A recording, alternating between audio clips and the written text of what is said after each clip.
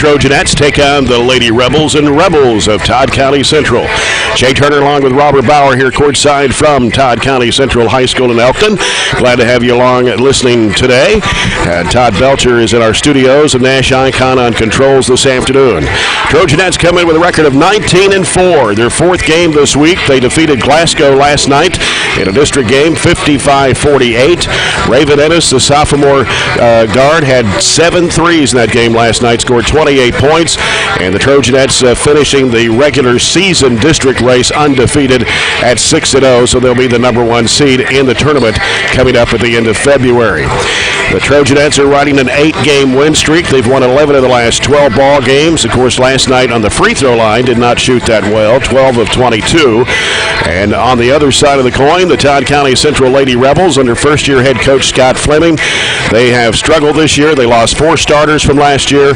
Only 1 win this season out of 16 games, and this is their 17th game, losing to Franklin Simpson last night in a district game down in District 13 by a score of 56-29. The Trojanettes are rated number 2 in the region. Todd County Central is rated last of the 17 teams in the region, and Robert, should be an easy game for the Trojanettes this afternoon. It should be. It should be a game where we can try a few things, get everybody some positive minutes, and coast and enjoy a game that's going to be a much different atmosphere than we saw last night, where it was kind of an intense atmosphere. We had some kids to play really well, like Raven, and we had some others that struggled. But all in all, you were able to shoot really well from 3 and rebounded the ball enough to win a basketball game, and as you mentioned, get the district out of the way, and now you've got the latter half of the schedule to work on things and really get everything like you want it, so you head into the district tournament. You do that against a team here with Todd County that's not really good, just to be honest with you. It's a game where we're heavily favored by RPI. It looks like we're a 33-point favorite. But we said we were a 20-plus point favorite other night in Hart County, and Hart County took us in overtime. Right. So this is a game where you have a really, really long bus ride, kind of a boring bus ride, if you will, and you have to somehow get focused. It's like we talked about last night. It's really easy to get focused when you have close to 4,000 people in the gym and you got full student sections. Well, now you have to do it in pretty much an empty gym tonight, right, when it's not a district game and there's nothing at stake at all. So that'll be the challenge tonight, and it'll be more of a mental challenge, just getting yourself focused and getting yourself ready and somehow motivate yourself. And we've struggled with that a few times this year, where we have to, and that's something we have to work on, being self-motivators and not having Coach Lindsay, get after you and try to pep you up a little bit. Todd County Central last year, they went 4-20, and the Trojanettes had an easy victory last year, 72-37. And then 2 years ago, they were 14-15, with the Trojanettes winning 47-41. That was here in Elkton. They were the 13th district runners-up 2 years ago. And then 3 years prior to that, in 2017, the Trojanettes winning by a score of 92-58. Todd Central finished 6-23 that season. They haven't had a winning season since 2013, when they went 18-10, and they were the 13th district champs that year. And you look up at the banners above the stage to our left. Todd Central won the region in 1982 and in 1991. They went to the state tournament. The boys team won the region in 1981. They've only been to the regional tournament as winners or runners-up 4 times since 2010. So it's been a program that has really struggled recently. The last time they were in the regional tournament you mentioned was 2018. So little different program history between Barren County and Todd County Central. And Todd County Central only averages 36 points per game, and they give up almost 60 to their opponents. The only win they've had this year was on December the 4th when they beat Fort Campbell 55-35. The most points they've scored in a game this year was 58 in a 2-point loss to Ballard Memorial. And other teams they played in the 4th region, including their 13th district opponents, they lost to Russellville 51-36, Logan County 57-23, and they've lost to Franklin Simpson twice, 54-25, and then last night 56-29. Glasgow defeated Todd Central this year in a game 78-26, and then lost to Metcalfe County in another game by a score of 73-42, and they played Warren Central this year. Warren Central winning 64-35. So right now now. You look at the 13th district standings. Logan County right now 5-0. Franklin Simpson 3-2. Russellville's 1-3, and Todd Central at 0-4. So it looks like it could be a Logan County Todd Central matchup in the 13th district tournament. Yeah, they've really struggled. I mean, Glasgow beat them by 52. Yeah, and you read all the scores from the region teams. It doesn't get any better from that. The one win they have over Fort Campbell. Fort Campbell's 0-15, and they haven't really been close in any other games. They've only had 2 games all year. One of them you mentioned, the Ballard Memorial game. Only 2 games within 10 points all year. So they've had a whole lot of running clocks and just had a season that hasn't had a whole lot of positives this year, and we'll look to really continue that streak tonight, if you will. This is the Zaxby's pregame report with a new Caribbean jerk filet sandwich or boneless wings meal. And Chicken Vacation, the Caribbean, brought the spice of the islands home with it and paired their signature hand-breaded filet with their fruity, sweet, and spicy Caribbean jerk sauce and added in the sliced banana peppers, crisp lettuce, and mayo, served in a toasted potato bun. Make it a meal with crinkle fries, a 22-ounce Coca-Cola freestyle drink.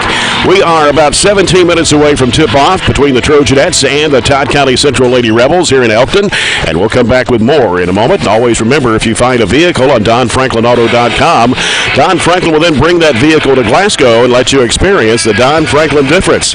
This is Barren County High School basketball, presented by Don Franklin Auto Glasgow on 103.7 Nash Icon.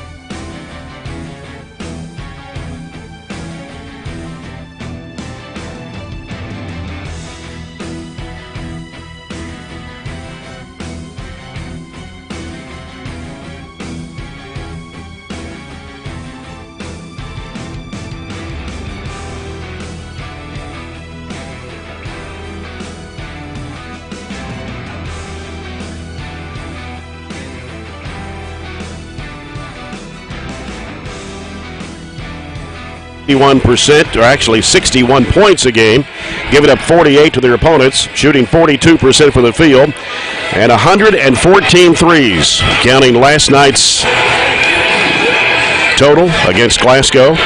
And the Trojanettes are shooting 65% from the foul line, averaging 27.7 rebounds a game. Todd County Central, as we talked about, 36 points a game, 60 points to their opponents. And they shoot 29.5% from the field, 26.2% on three-pointers. They've hit 32 this year. This is not including last night's stats. They weren't updated today. 21.7 rebounds a game. And the only four losses of the Trojanettes this year, of course, the two to Bowling Green on the road, 64-51 and 61-40. Lost to a very good Elizabethtown team, one of the top-ranked teams in the state, 69-53. And Anderson County in the Berea Holiday Tournament, 56-21. The Trojanettes have 8 straight wins since the loss to Bowling Green, and they've scored at least 70 or more points 5 times this year. Some other games going on around the area tonight as we take a look at the area schedule, brought to you by NHC Healthcare Glasgow, carrying it a better way day by day. On the schedule for tonight, Ohio County girls are at Allen County, Scottsville. Glasgow girls and boys are at Logan County tonight. Cumberland County girls and boys at McCreary Central. Clinton County girls are at Warren Central. Also tonight in the Lindsey Wilson College Classic, Russellville boys taking on Caverna. Warren East boys are at Marshall County. Allen County Scottsville boys are at Bowling Green. Jackson County boys are at Clinton County tonight. And the Monroe County boys are at South Warren. We'll try to keep tabs on some of those scores for you throughout the evening, but our games will probably end much earlier than some of the start times because of the 4 o'clock start with the girls' game here today. A little different start time for us today. I do like the long trip. Starting a little bit earlier. Maybe we'll get home and actually get to listen to some games on the way home like we enjoy doing sometimes. Yep. So that's a look at the area schedule. We're still about 11 minutes away from tip-off. And, of course, we got the Trojans and the Rebels coming up in Game 2 this evening. And on next week's schedule for Barren County High School basketball, we'll travel down to Greenwood on Tuesday night. The Trojanettes will host Casey County, one of the top 10 teams in the state, on Thursday night of next week. And then the Trojans will be on the road next Friday night up at Central Hardin. So that's what's on the schedule for next week as the season's starting to wind down, Robert. Yeah, we'll see a much different slate than tonight next week. Greenwood has a winning record, and Casey County, just to throw something at you and get you to think, Casey County beat Russell County last night by 28. And Russell County has, we mentioned in previous broadcasts, Russell County has as many wins as anybody else in our region. They have 19 wins, just 4 losses. So Russell County's not a bad team. They obviously play a lot of teams in the 12th region, don't come towards Bowling Green or don't come our way very often. But you see how good Casey is with that huge victory over one of the better 4th region teams. Understand it is senior night here at Todd County Central, and they're going to be doing all their festivities in between games. So once we end our girls' portion of the broadcast, we may take a little longer break, Todd, in between games, just to kind of, I'm not sure how long it'll take, but just to be on the safe side and not have to just rattle on and on here, we'll probably take a couple of extra breaks in between games, so we'll see how everything goes. We are 9 minutes away. We'll take our second pregame break, brought to you by Zaxby's, and we'll be back as the Trojanettes take on the Lady Rebels here in Elkton, Kentucky. And this is Barren County High School basketball presented by Don Franklin Auto Glasgow on 103.7 Nash Icon.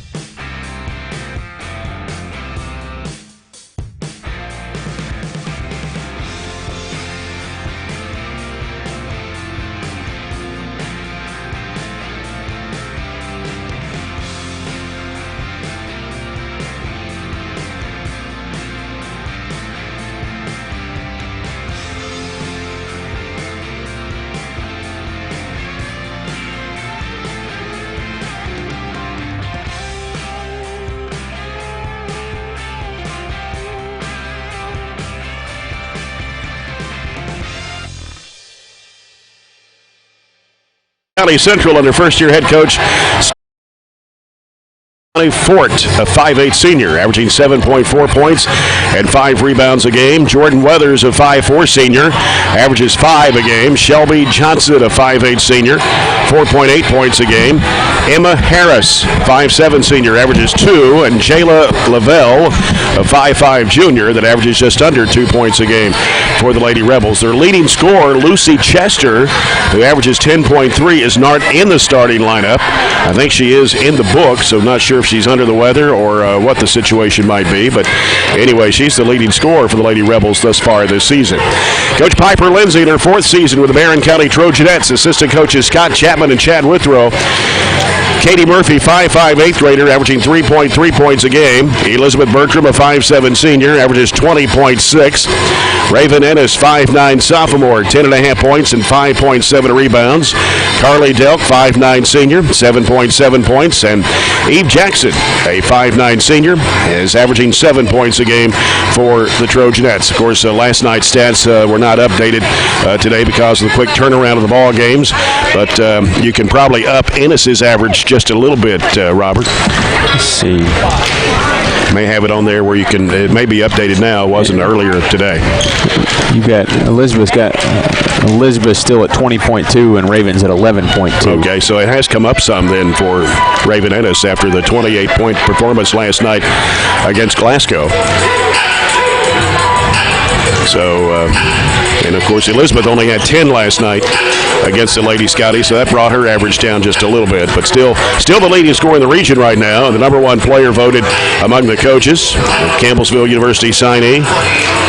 Hopefully she can have she's had some big games this year. She's had a 35-point game, a 34-point game, which were career highs. Well, and the most important thing or most impressive thing about last night was, I mentioned a couple didn't play too well, and they know they didn't play well, and I think they took it really hard, to be honest with you. And you honestly like that. You like when they take it hard, because if they play well and they don't really care, you know you've got a problem. So those girls will get that corrected today, but Raven obviously stepped up for us big time last night. And when we have her develop as another scorer to take some of that pressure off Elizabeth, teams can't just focus on Elizabeth. They can't just guard her because they have another scorer to obviously worry about. Katie is going to develop that as time goes on, the ability to score. And obviously you've got Eve that can throw in a couple threes every now and then for you. So we have the ability to score at all 5 positions. That's what makes this team the second best team in the region. That's what makes us a contender with Bowling Green to at least have a shot at repeating in the region, and we need to continue to develop that. We'll have some chances. We've got a couple of decent teams left on our schedule, Casey being one of those, Greenwood a winning record, obviously Russell County a winning record. So this is a game where we just need to come and everybody get some positive momentum built out of it, get some good things going, and erase some of those negatives from last night, even though you can't say there was too many because you had a W out of it. Right. Well, we'll come back and get ready for the Farmers RACC Jackie Browning Memorial Opening Tip-Off in our first quarter of action, sponsored by South Central Bank. Small enough to know you, big enough to help. It's the Trojanettes and Todd County Central Lady Rebels here in Elkton this evening, and we'll return with more. This is the Barren County High School basketball game presented by Don Franklin Auto Glasgow on 103.7 Nash Icon.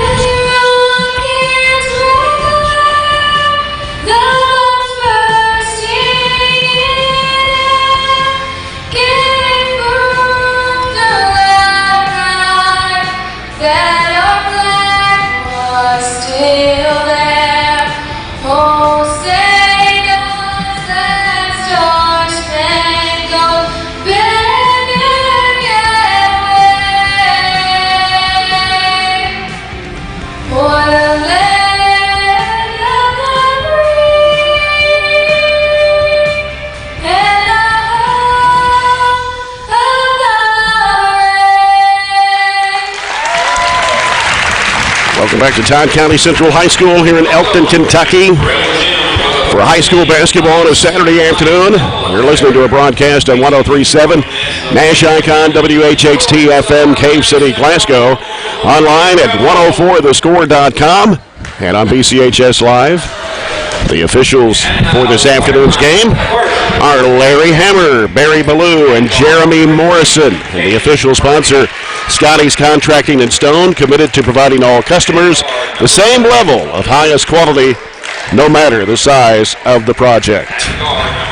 As we're behind the scorers table, and so the benches, we're behind the benches. Todd County Central to our left, the Barren County Trojanettes to our right. Trojanettes in black uniforms this afternoon with burgundy numbers and letters outlined in gold. Barren across the front of their jerseys. And then the Lady Rebels of Todd County Central in their white uniforms. Rebels in red, their numbers in gray, light gray, very light gray. So I hope I can see with one eye. I don't know why anybody would do that. Light on light doesn't really make for... that makes it a little difficult. Even for the officials. I mean, it's hard to see the numbers. But anyway. At least we're close enough to see. And we don't know a whole lot about Todd County individually, personnel-wise. And I was talking to some of the coaches earlier asking what they knew about them. And in this modern age, modern day and time where we can access stats on the internet, where we can digitally trade films, it makes it a lot easier for scouting reports. You don't have to travel down to Todd County or find where they're playing to be able to do a scouting report. So I think Piper has watched the film. Piper had a pretty detailed scouting report on them.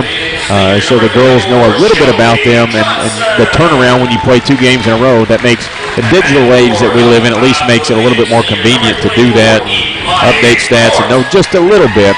But ultimately what you know is we average 22 field goals a game, they average 14. They average 36 points a game, we average 61. So on paper, when you look at it, we should be, and we are heavily favored, but we have to translate what's on paper to the scoreboard. Barren County fans across the way from us made the trip down this afternoon. Todd County Central here on our side of the floor. Barren County moving right to left here in the first half. Todd County Central coming left to right. And it'll be Raven Ennis for the Trojanettes. Fort for Todd County Central. And we're about ready to go here. Saturday afternoon basketball as Larry Hammer will toss it up. And the tap control by the Trojanettes. Jackson will hand it off to Bertram. Now Bertram will give it out to Murphy to set up. And now Todd County Central will set up in a 2-3 zone defensively. Bertram back out to Murphy. Right side it goes to Jackson. Here's the lob down. It's knocked down.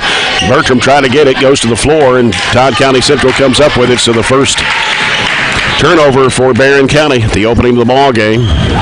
So they work it down low. And it's knocked away by Ennis. Picking it up off the floor. And we'll bring it up for the Trojanettes. She'll give it off to Murphy. Diagonal pass left side over to Bertram. Bertram now stepping back on the dribble. Throws it cross court over to Jackson. Back out it comes to Ennis. Ennis out to Murphy now. Murphy starts her dribble at the top of the key. Back over to Jackson. Back to Ennis. Goes left side to Murphy. She's going to fire it up for 3. It's good. A little different zone look, even though it's both the 2-3 we faced last night and tonight. It's just not as active and not as long, so we'll see some more openings. People's Bank 3 for Katie Murphy to start the ball game, and Todd Central breaks the Barren County press, gets it in front court. They work it around the perimeter to the left side. Now working it into the paint, stolen away by Ennis. Ennis taking it to the rack, stops and turns and fires and rolls in for it. 5-0 Barren County. And here's a steal. Bertram fires it underneath. Shot put up and in by Murphy. On the Edward Jones financial advisor Jamie Harris assist. And the Trojanettes within a minute and a half have scored 7 straight. Off 3 turnovers from Todd County Central. 3 of 3 from the field, and you like to see Katie Murphy getting involved offensively. She stepped into that 3 with some confidence. And last night she would have maybe passed that shot up, and she did pass up some shots that we've got to have her take. So 5 of our 7 from Katie. A good start, positive start for her. Scott Fleming, the new coach of the Todd County Central Rebels. They've gone through a lot of coaching changes over the years. Again, their last winning season came in 2013, the 2012-2013 season, when they went 18-10, and they won the 13th district title. They went to the region, though, 2 years ago in 2018, and they were the 13th district runners-up. But overall, not a whole lot of success. As we talked about, they did go to the state tournament back in 1982 and 1991. And I don't know, you mentioned their best player, Chester, who averages, the only player that averages in double figures for them is in the book, but she's not in the starting lineup, so I don't know what the deal is there. Full court pressure by the Trojanettes as they get the ball in play to Harris. Sends over the left side now, and then it's almost stolen away, but here's a three ball in the air that is going to be short. Long rebound, chased down, and Bertram's got it for the Trojanettes.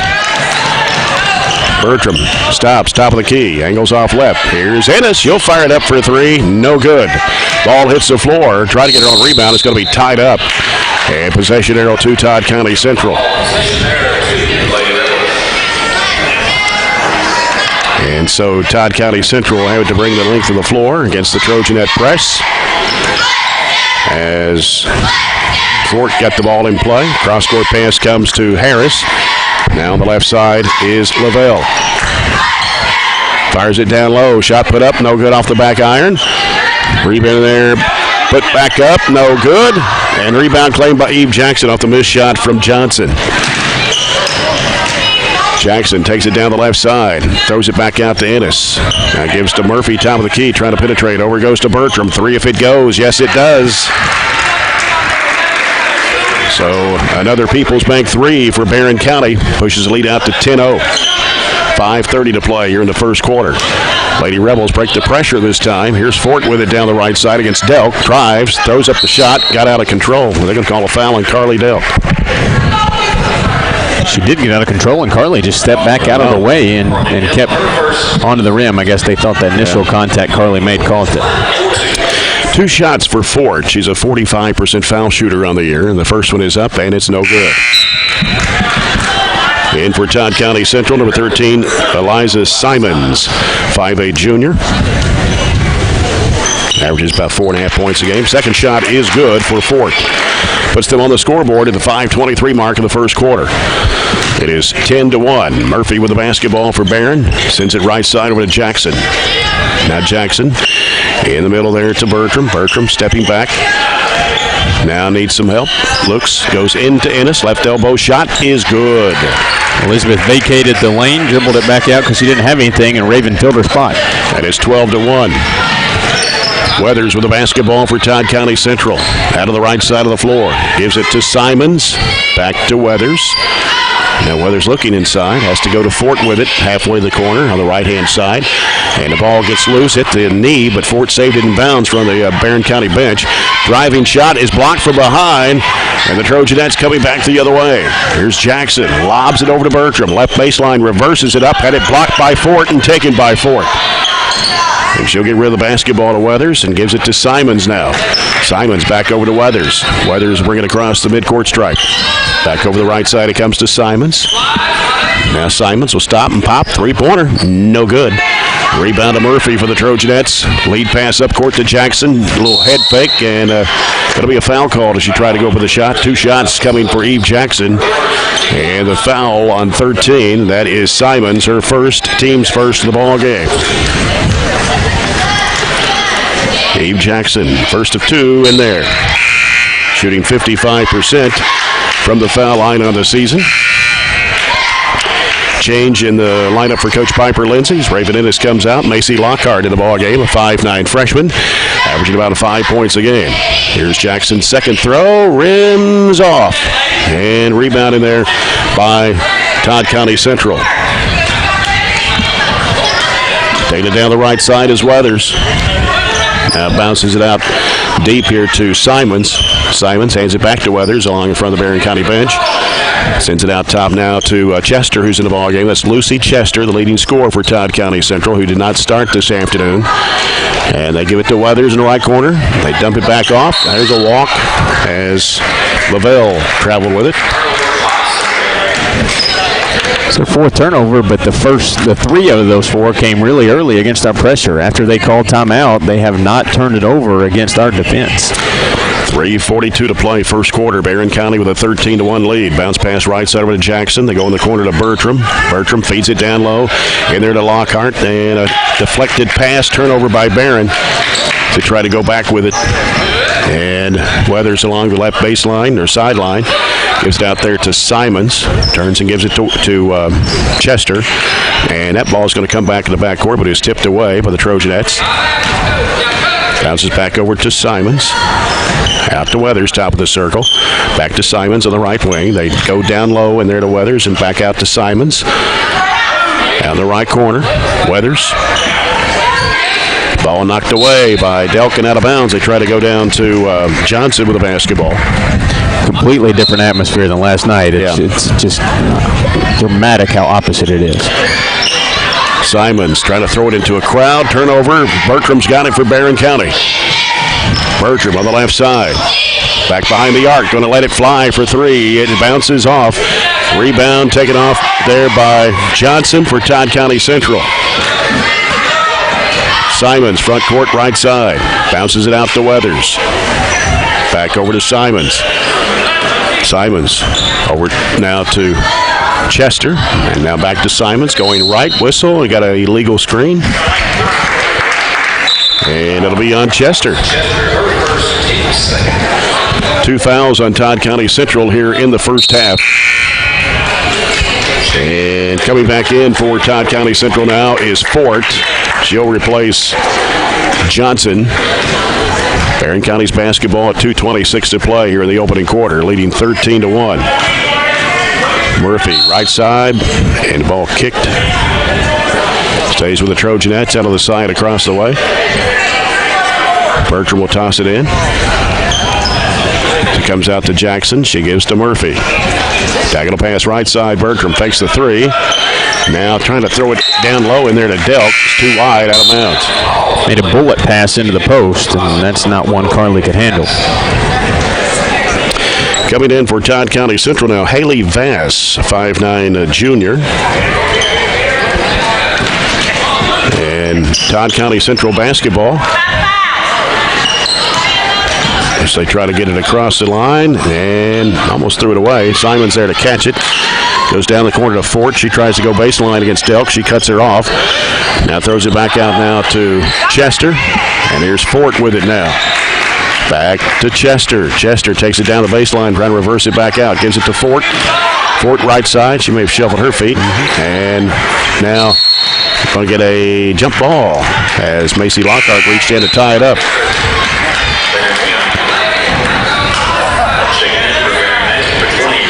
Offense for Todd County as one person dribbles and moves around, everybody else kind of watches, and our defense is stagnant because of that. It's hard to bring the intensity this afternoon. Murphy with the basketball, sends it left side over to Bertram. Bertram back out to Ennis. Right side, Murphy. Now cross it back over to Ennis, drives to the basket, puts it up, banked it in. Nice move. Great look, too. Katie Murphy with the assist that cleared the pathway on the left side for him. Another Edward Jones financial advisor, Jamie Harris assist. Trojanettes lead at 15-1. Minute 16, we got a whistle. Ooh, a foul in the backcourt. And they're going to put this one on Katie Murphy. Her first and the team's second. And coming in for Todd County Central now, Sierra Collins, a 5-foot freshman. Lady Rebel basketball as Weathers gets it out to Collins. And pass deflected, out of bounds. Stays with Todd County Central. We can really, I think, press up the press, or push it up anyway. As Chester threw it away. Bertram there to get it. Bertram trying to accelerate, goes to the basket and the whistle, and a blocking foul on Todd County Central. It'll be on Chester, and that's 2 on her. Number 3 on the Lady Rebels here in the first half. Barren County will take it out underneath. Bertram will toss it in. As she throws it out to Jackson. Jackson feeds it, turnaround shot by Bertram. Off the back iron, no good. Todd County Central with a rebound. 55 seconds to play here in the quarter. So they lob it up to Collins. Now Collins is in a trap. Finally gets rid of the basketball, but throws it away. Nobody over there. They struggle handling the basketball, and when you have a team that does that, you really need to apply the ball pressure. We did that early, kind of let up on them, and now the last 3 or 4 possessions, we forced them into a few more turnovers, up to 9 now for the game. Liberty Rice in the ball game, a 5'5 junior for the Trojanettes. Here's Murphy, goes left side to Bertram. Bertram looking. Back out to Ennis and back to Bertram. Going to fire it up for 3. No good. And we got a foul on the rebound. I believe it's going to be on Katie Murphy. I think you're right, and that'll be 2, won't it? Yep. Her second, Barren County's third of the half. And now Addison Smith is going to check into the Trojanet lineup, a 5'2 freshman. She'll come in for Katie Murphy, who'll have to sit down for a while, those 2 fouls. Back in for Todd County Central is Emma Harris. 32.4 seconds to go here in the first quarter. Barren County 15, Todd County Central 1. Here's Weathers getting rid of the basketball to Collins. Bounces it off to Ford to the right side. Ford makes a move to the basket. No good. And the ball's loose on the floor. Ford's sitting down with it at the free throw line. And we're going to get a jump ball with possession arrow to Todd County Central. Jump ball. Addison Smith getting some extended minutes tonight that usually would go to Emma Hughes. Emma's not here today and wasn't last night. She's sick. Ford driving in strong. Oh, a collision. Oh, a blocking foul. We'll call it on Liberty Rice. Her first, team's 4th. And it'll be 2 shots for Todd County Central's Imani Fort. 16.4 seconds to go here in the quarter. Barren County with a 15-1 lead. Here's Fort's free throw. No good. And one more now for Fort. And it's in the air, and it's no good. And rebound saved in bounds, but you're going to give it back to Todd County Central. Ennis tried to throw it off of the Todd County Central player. 14.6 left. Ford off to Harris. Now they give it to Collins. Long range right. Hands it back off to Weathers. Weathers trying to split the defenders. Ball's loose and diving for it was Ennis. Ball goes out of bounds. It'll be Barren County's ball with 2 seconds to play. So Rice will throw it into Bertram. She'll have to put up a desperation shot and hits the right side of the backboard. That's the end of the first quarter here in Elkton. It is Barren County 15, Todd County Central 1. We'll be back with the second quarter in a moment. This is Barren County High Basketball presented by Don Franklin Auto Glasgow on 103.7 Nash Icon.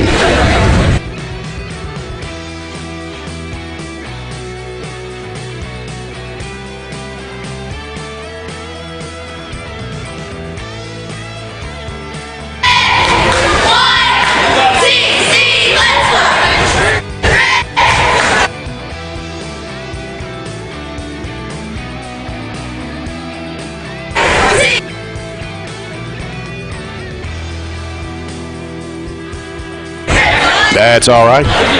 Thought something might have got.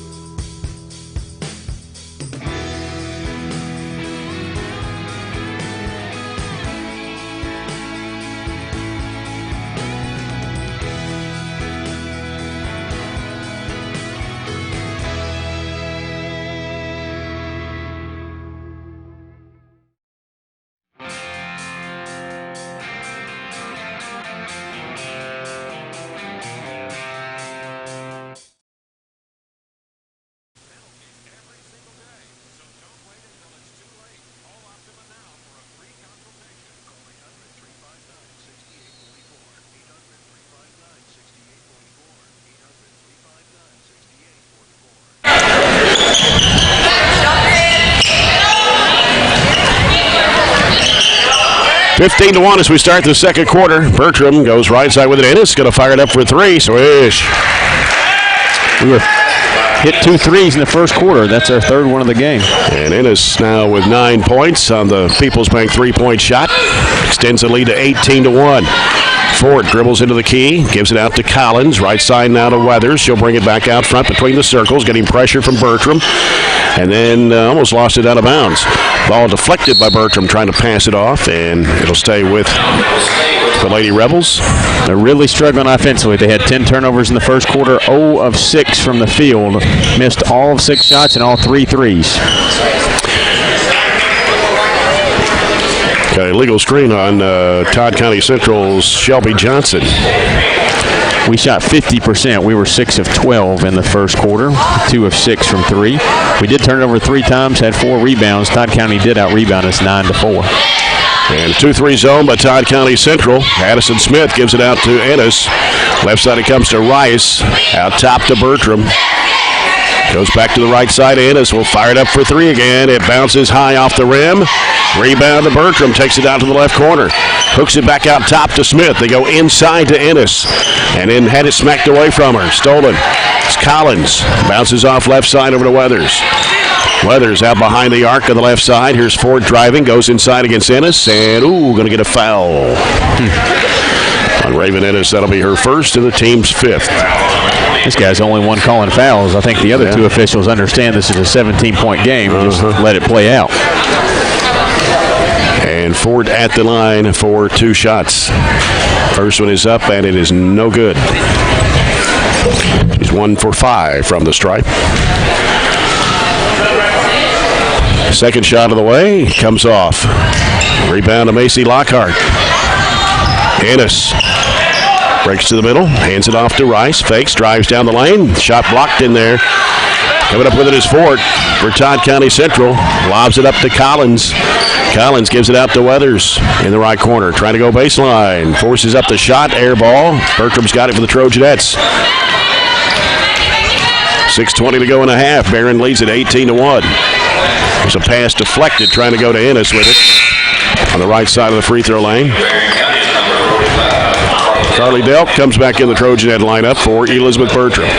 You know that's a pass that's not going to be there against Bowling Green or Glasgow, so don't try to even throw it tonight because it's not normally going to be there.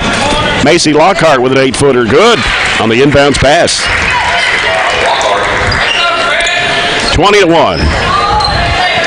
Todd County Central's Weathers sends it off left side to Harris. Lobs it back to Weathers. Down the middle, stops, looks.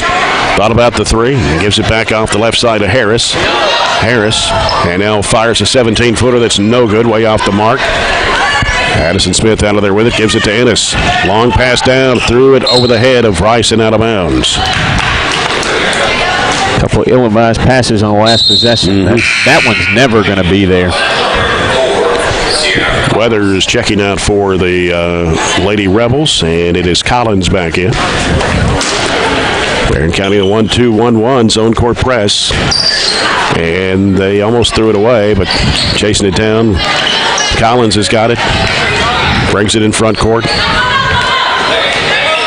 And we'll set it up.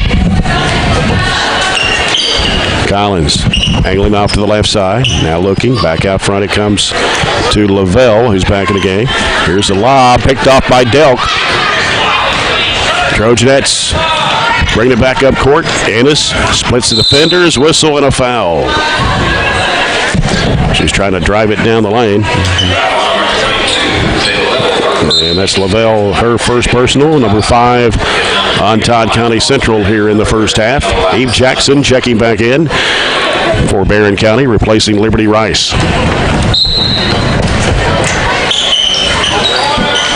Ball goes underneath there to Delk. Back out to Lockhart on the left side. Cross-court pass to Jackson. Pulls the trigger for 3. It's off the mark. And ball knocked out of bounds by Lockhart on the rebound. Todd County Central ball with 5:08 to go here in the first half. Taylor Harlow will come in for Raven Ennis for the Trojanettes. Just 2 starters on the floor right now, and a lot of your points on the bench with Elizabeth and Raven not being in the game. And here's a pass over the left side to Johnson. Here's a 3. No. Rebounded there by Eve Jackson. Trying to clear it out. Ooh. And do they call a foul on Jackson? I think they're going to. For a little elbow swinging there? I don't know. But she's just trying to clear the players off. They didn't whistle anything in, though. They didn't. I'm sorry. But they just call a jump ball. Not sure what that is. They said it's just a violation. Okay, well, it's Todd County Central basketball. They get it down low and stolen away as Bertram reached in there and ripped it away. Up court it goes to Smith. Inside, here's Taylor Harlow. Can't get the shot to go. And here comes Todd County Central back the other way. And they almost lose it out of bounds. They got a new player in the ball game. That's number 3, Tamia Foster. And now we got a traveling violation on Simons. Goes back to Barren County with 4:32 to play here in the first half. Trojanettes 20, Todd County Central 1. Weathers back in for the Lady Rebels. They set up the 2-3 zone again. Bertram goes right side over to Addison Smith. Feeds it in there to Harlow. Back over to Bertram on the left wing. Out top is Lockhart. Back to Bertram. Fakes. Goes halfway to the corner. Sends it back out to Lockhart. Lockhart top of the key. Back to Bertram. Now she'll fire the 3. No. And rebounding there by Todd County Central.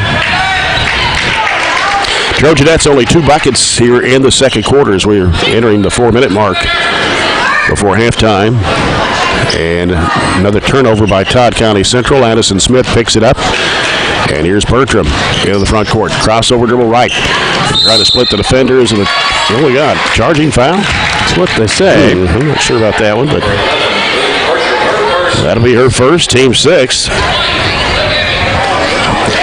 We have become a little stagnant offensively, and that's, I think, because the margin that we've opened up, a 19-point lead, Todd County still not hitting a field goal. It was 15-1 at the end of the first quarter.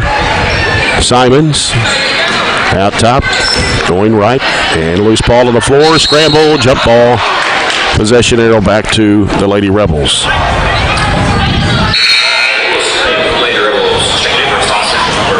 They're going to put Chester back in. Chester, their leading scorer, didn't start but already has 2 fouls. Right.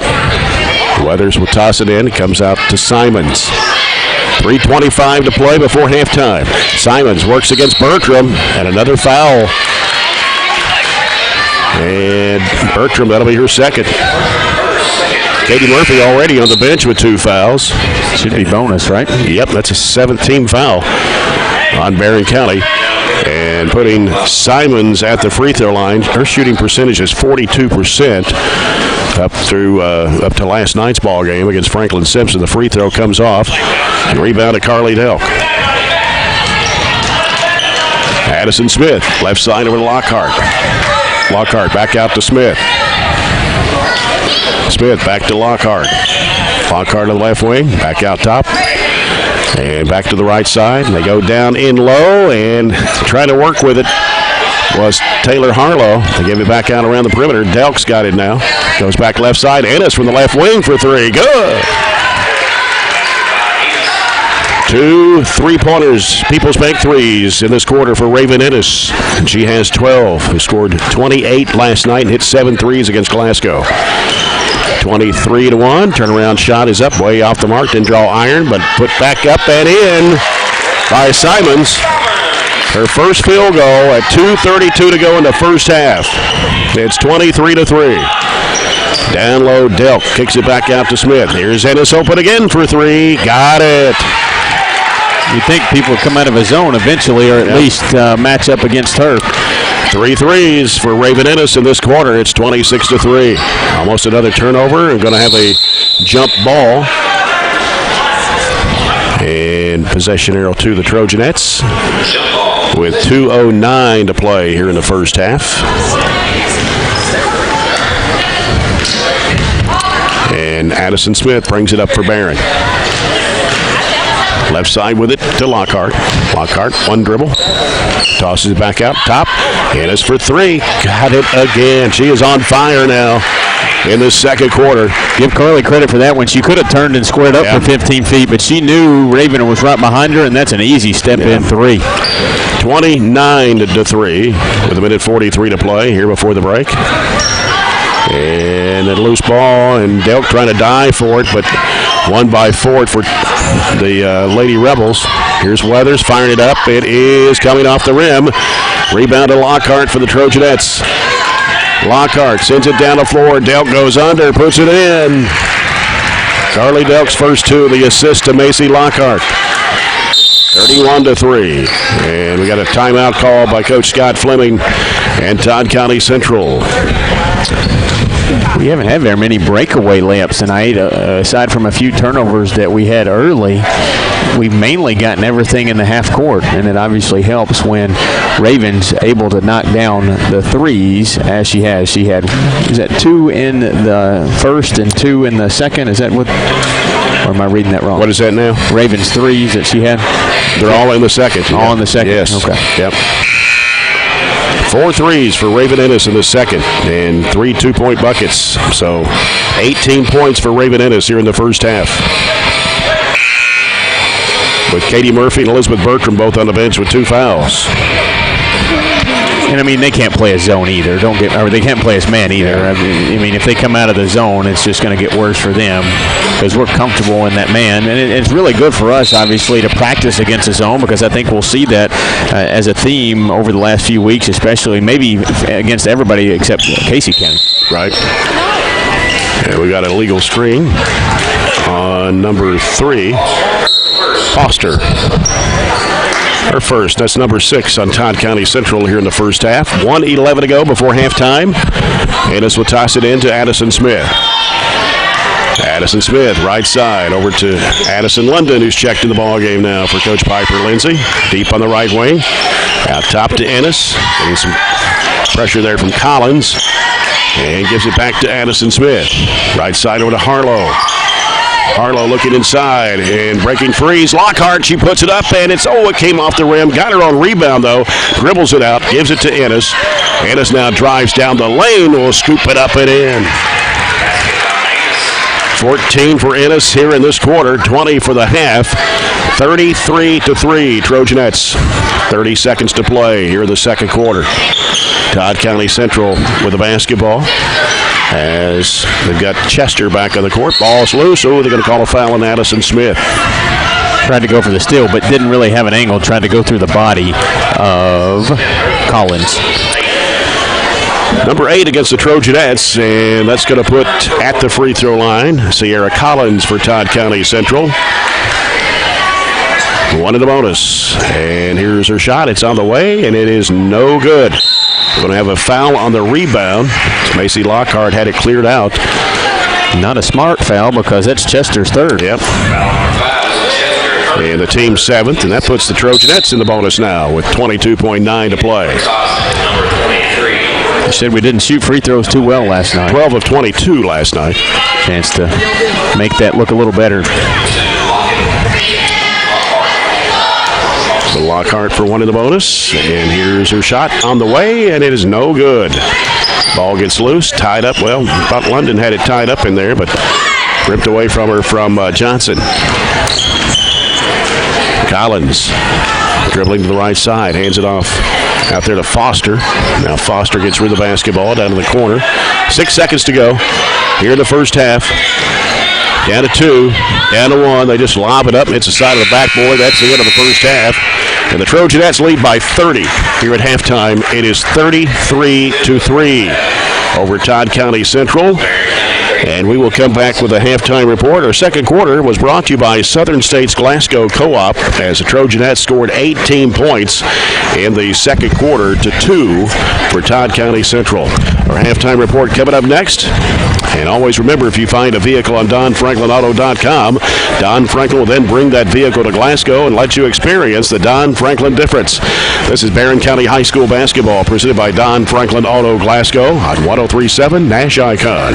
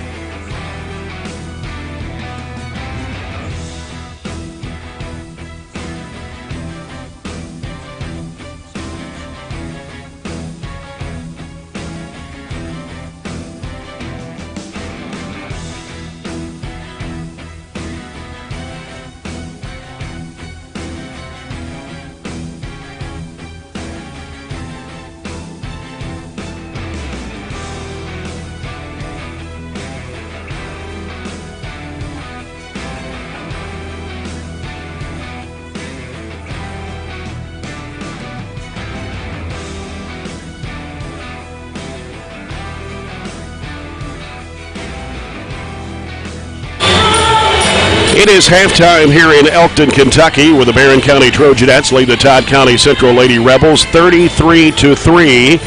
It was 15-1 at the end of the first quarter. Trojanettes scored 18. Todd County Central scored 2 in the second period of play. This is the halftime report brought to you by Colton's Steakhouse and Grill. Colton's thanks you for your business. Colton's Steakhouse and Grill. We know what's at stake. For Todd County Central, only one field goal that came in the second quarter. And they were 1 of 7 from the free throw line in the first half. The only field goal made by Eliza Simons in the second quarter. And Imani Fort scored the other point on 1 of 5 from the free throw line. For Barren County in the first half, 13 field goals. 6 of those were three-point shots, 4 of them coming from Raven Ennis in the second period of play.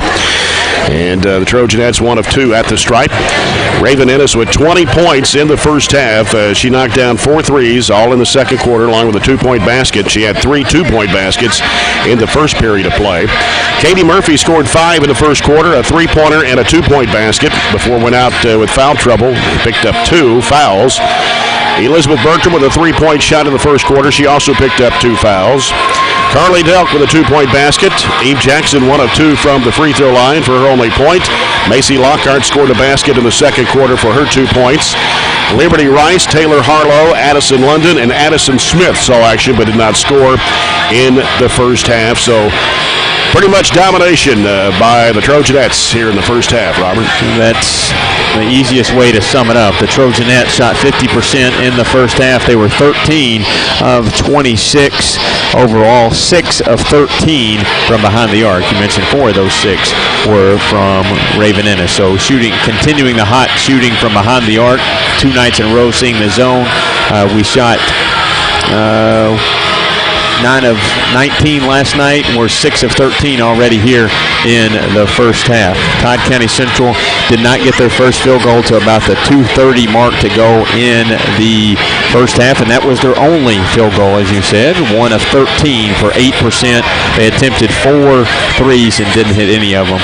They actually out-rebounded us 15-14, and they turned the ball over 17 times in the first half compared to just 6 for the Trojanettes. So much better job for us taking care of the basketball. Not a ton of pressure applied by the Lady Rebels, but all in all, maybe the shortest halftime speech from Piper Lindsay she's ever given. They were in there less than 2.5 minutes, and they were already back on the floor. So I'd say she's happy with the way things are going. We're 2 points away from a running clock, or actually 5 points away from a running clock as it stands. We should be able to get there, and everybody almost contributed in the first half. We got a lot of minutes. Obviously, Katie went out early with the foul trouble. Elizabeth did too. So you got good minutes from Smith, who played the point in place of Katie, and I expect to see more of the same in the second half. And we actually have a score on the Coca-Cola scoreboard. Logan County and Glasgow, they must have started earlier as well, about a 4 o'clock start for the girls' game because it's halftime. And Logan County girls lead Glasgow at the break 30-28. Logan County not bad. You got to see them the other night. I didn't get to go with you, but they return a lot. The big girl in the middle was one of those. So not a huge surprise like we saw some scores last night. You mentioned the Warren Central girls score. Warren Central beating South Warren a couple of nights ago, and then Cumberland County boys beating Metcalf. I thought was a surprise last night. That was too, yeah. So as we head toward, we got, 3 weeks left of the regular season, starting next week. Trojans and Trojanettes will be down at Greenwood on Tuesday night, and the Trojanettes will host Casey County on Thursday. And then the Trojans will go to Central Hardin on Friday night. And then the following week, we go down to 2 games, 2 nights. The way the regular season used to be when you'd play on Tuesday and Fridays years ago, before they added more games from the KHSAA to allow the teams at least 30 games a year. So we get into the 16th district teams the last 2 weeks of the regular season against Russell County, and that'll be a home game. Also, Cumberland County is an away game. Metcalf will be at home, and Clinton will be away. And that'll be it before we head to district tournament week at Allen County, Scottsville. And it's hard to believe it's almost here again. So say that every year, and it gets quicker every year. It does. Right. It goes by quick. Well, we're about 3.5 minutes before the start of the second half. We'll take a break and get ready for second half, third period action here from Todd County Central High School here in Elkton. Trojanettes 33, Todd County Central 3. And this is Barren County High basketball presented by Don Franklin Auto Glasgow on 103.7 Nash Icon.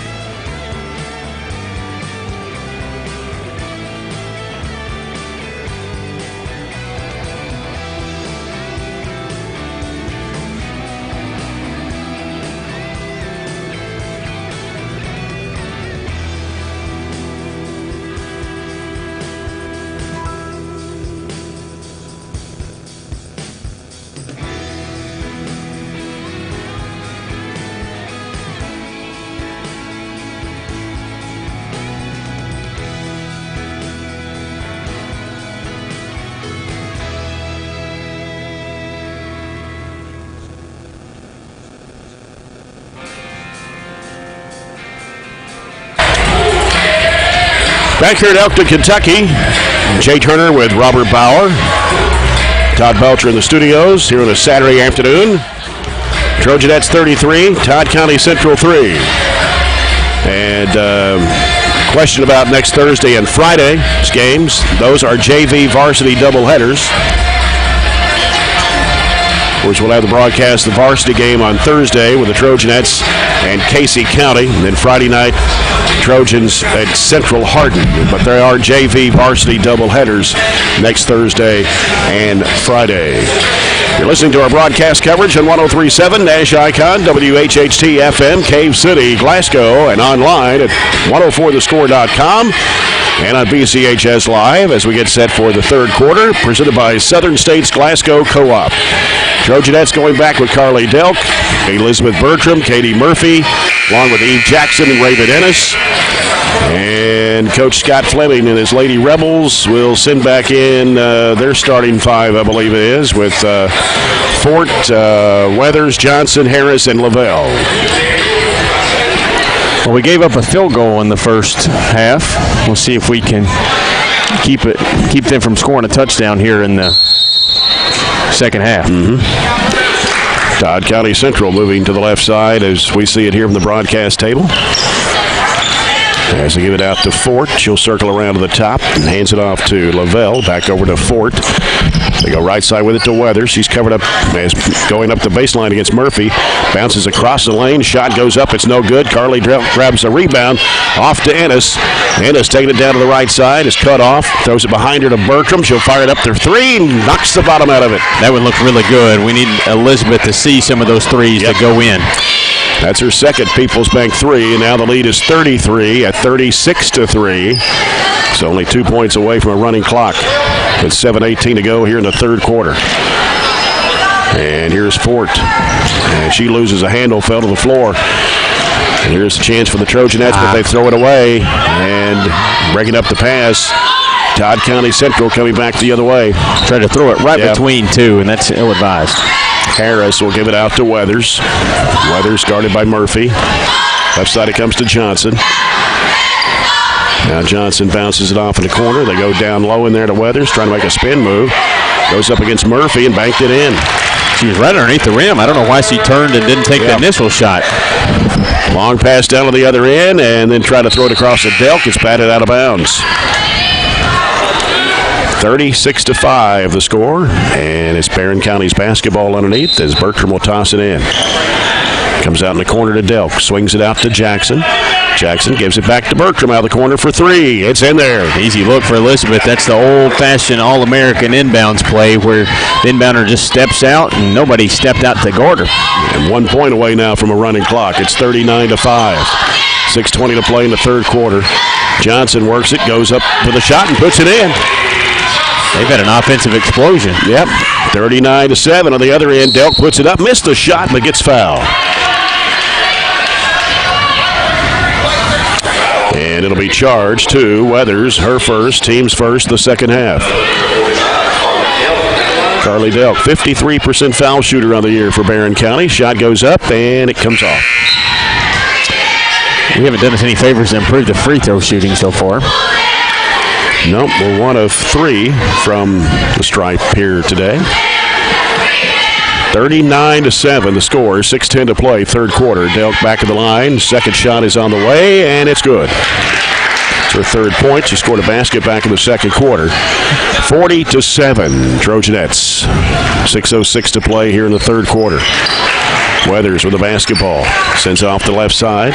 Down in the corner. Johnson fires for three. No. Offensive rebound. Put back up. No good.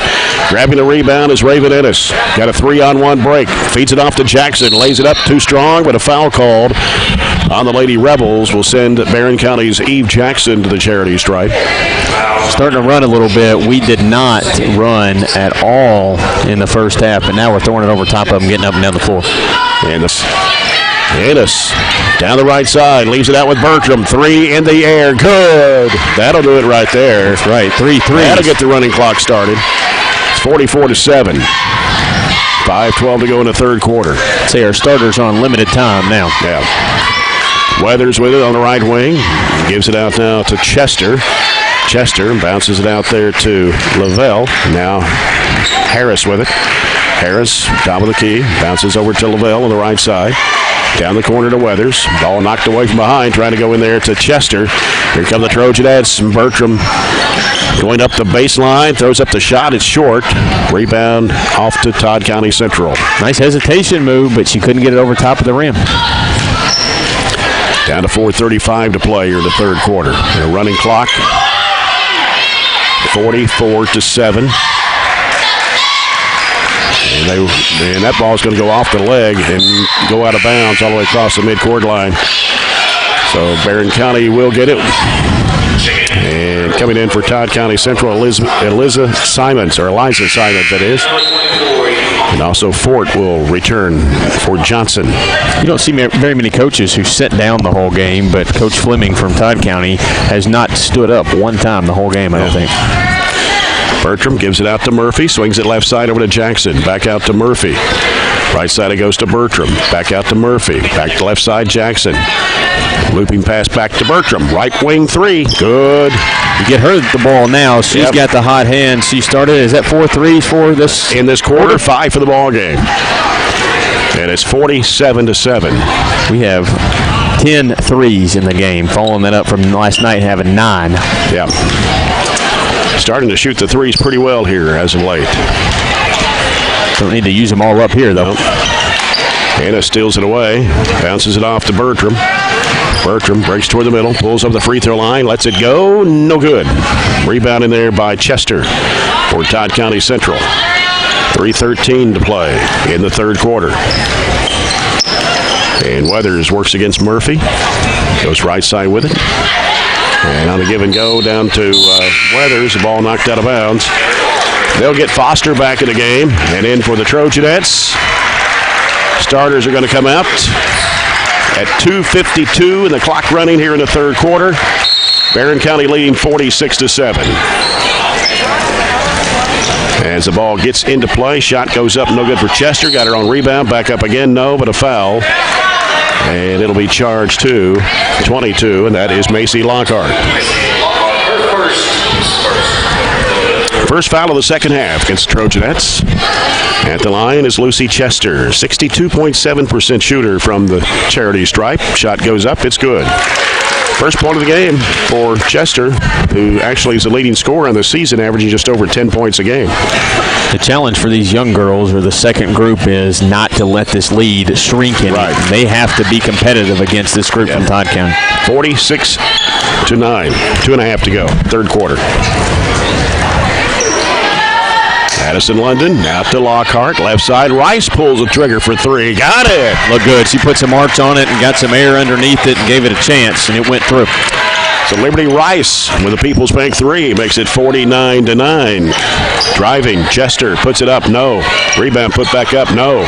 Ball scoots around and chased down to the corner as they keep it alive. Chester with the basketball, hands it off.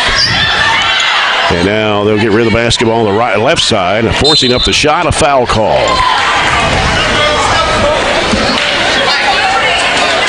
And they're going to put it on Lockhart, I guess. That's her second, team second. New group in there. We got to get our matchups and make sure we know who we're defending, and this break will give us a chance to do that.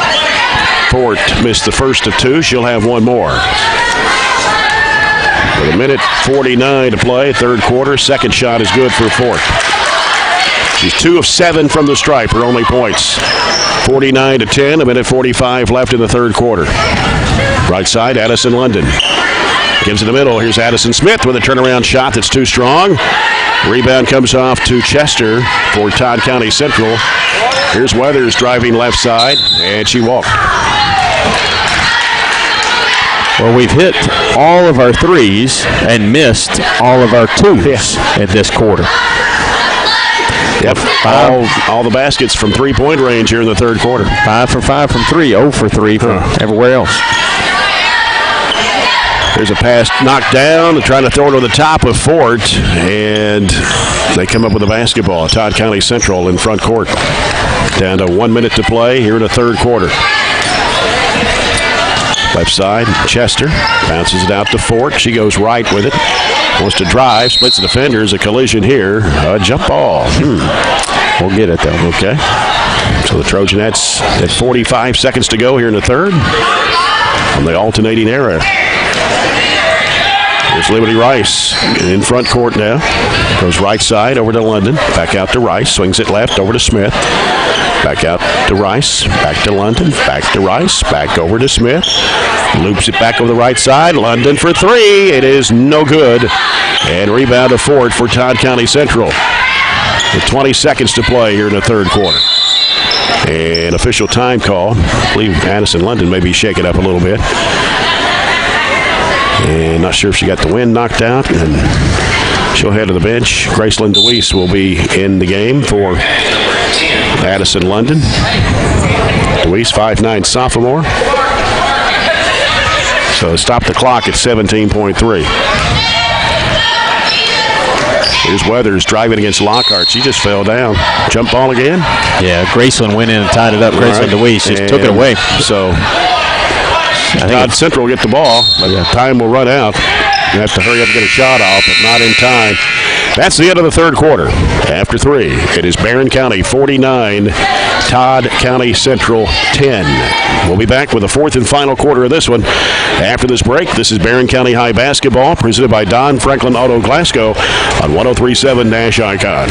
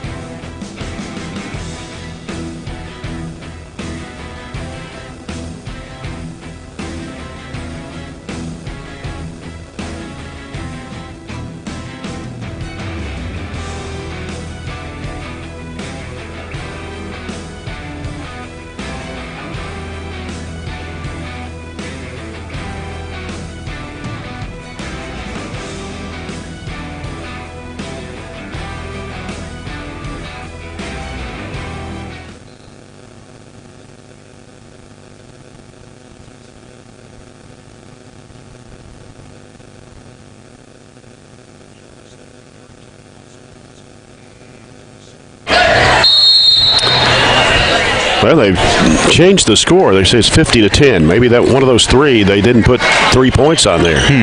Let's make sure I've got that right. We'll double check it here in a minute. Comes out to Rice. Right side in there to Harlow. Back out to Rice. We're in a running clock. Rice, three-pointer in the air. Good. Second one for Liberty Rice. That's 6 of them here in the second half. We are 6 of 7 for the half at 86% from 3. And that was right. It was a 17-point third quarter to make it 50-10. Now it's 53-10 off Rice's three-point shot. Here's Lockhart firing from the left side. Air ball. Underneath, though, is taken by DeWeese, but is thrown away. And coming up with it is Weathers for Todd County Central. Knocked away by Rice. She tried to hand it off. 6:57 left in the game. We gave up a field goal in the first half, and in that third quarter we gave up a touchdown. So, yep, defense has been pretty good. Here's Ford driving against Lockhart. It's going to be a foul call. 3 on Macy Lockhart, 3 on the Trojanettes here in the second half. And it'll be 2 shots for Fort. No, they're going to take it out. Fourth quarter brought to you by South Central Bank. Small enough to know you, big enough to help. Todd County Central. Harris bounces it out to Johnson. Going to fire a 3 from the top of the key. No good. And rebound knocked down. Rice comes up with it. Going to have a foul on somebody.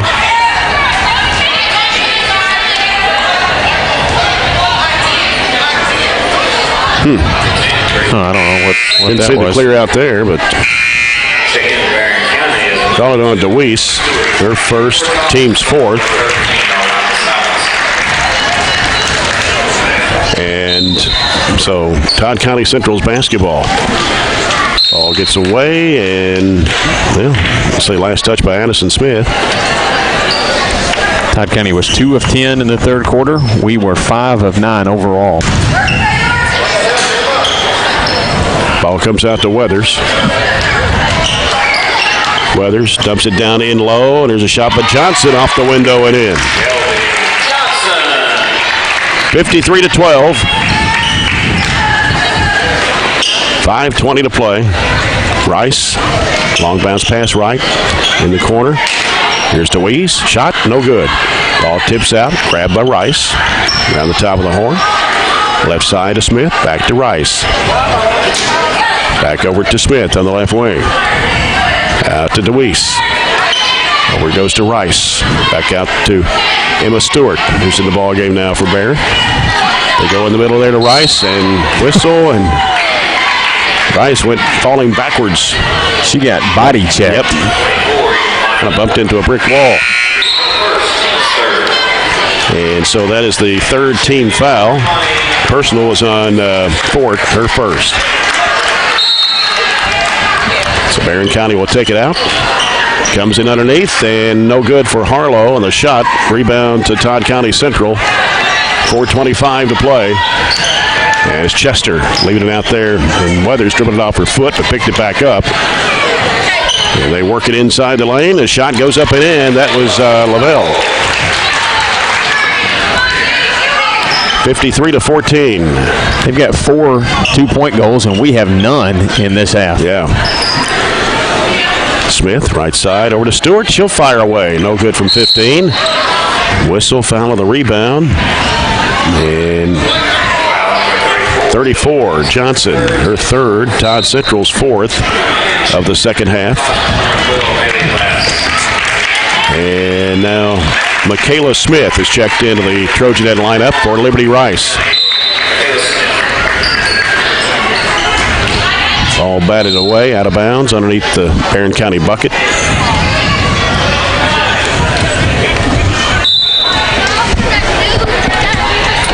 Ball comes in the corner to DeWeese, back to Smith, and now they work it down low. We got a foul call.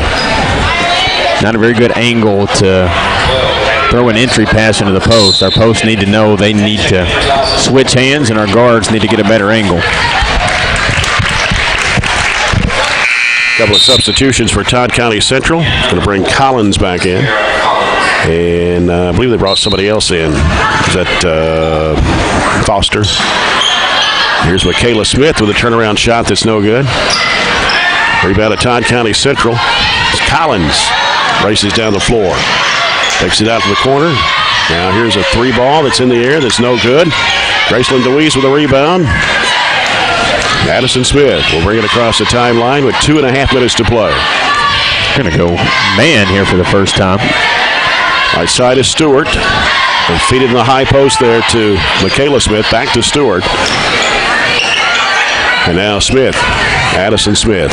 Back to Stewart. Give and go. Puts it up. It is good. Addison Smith makes it 55-14.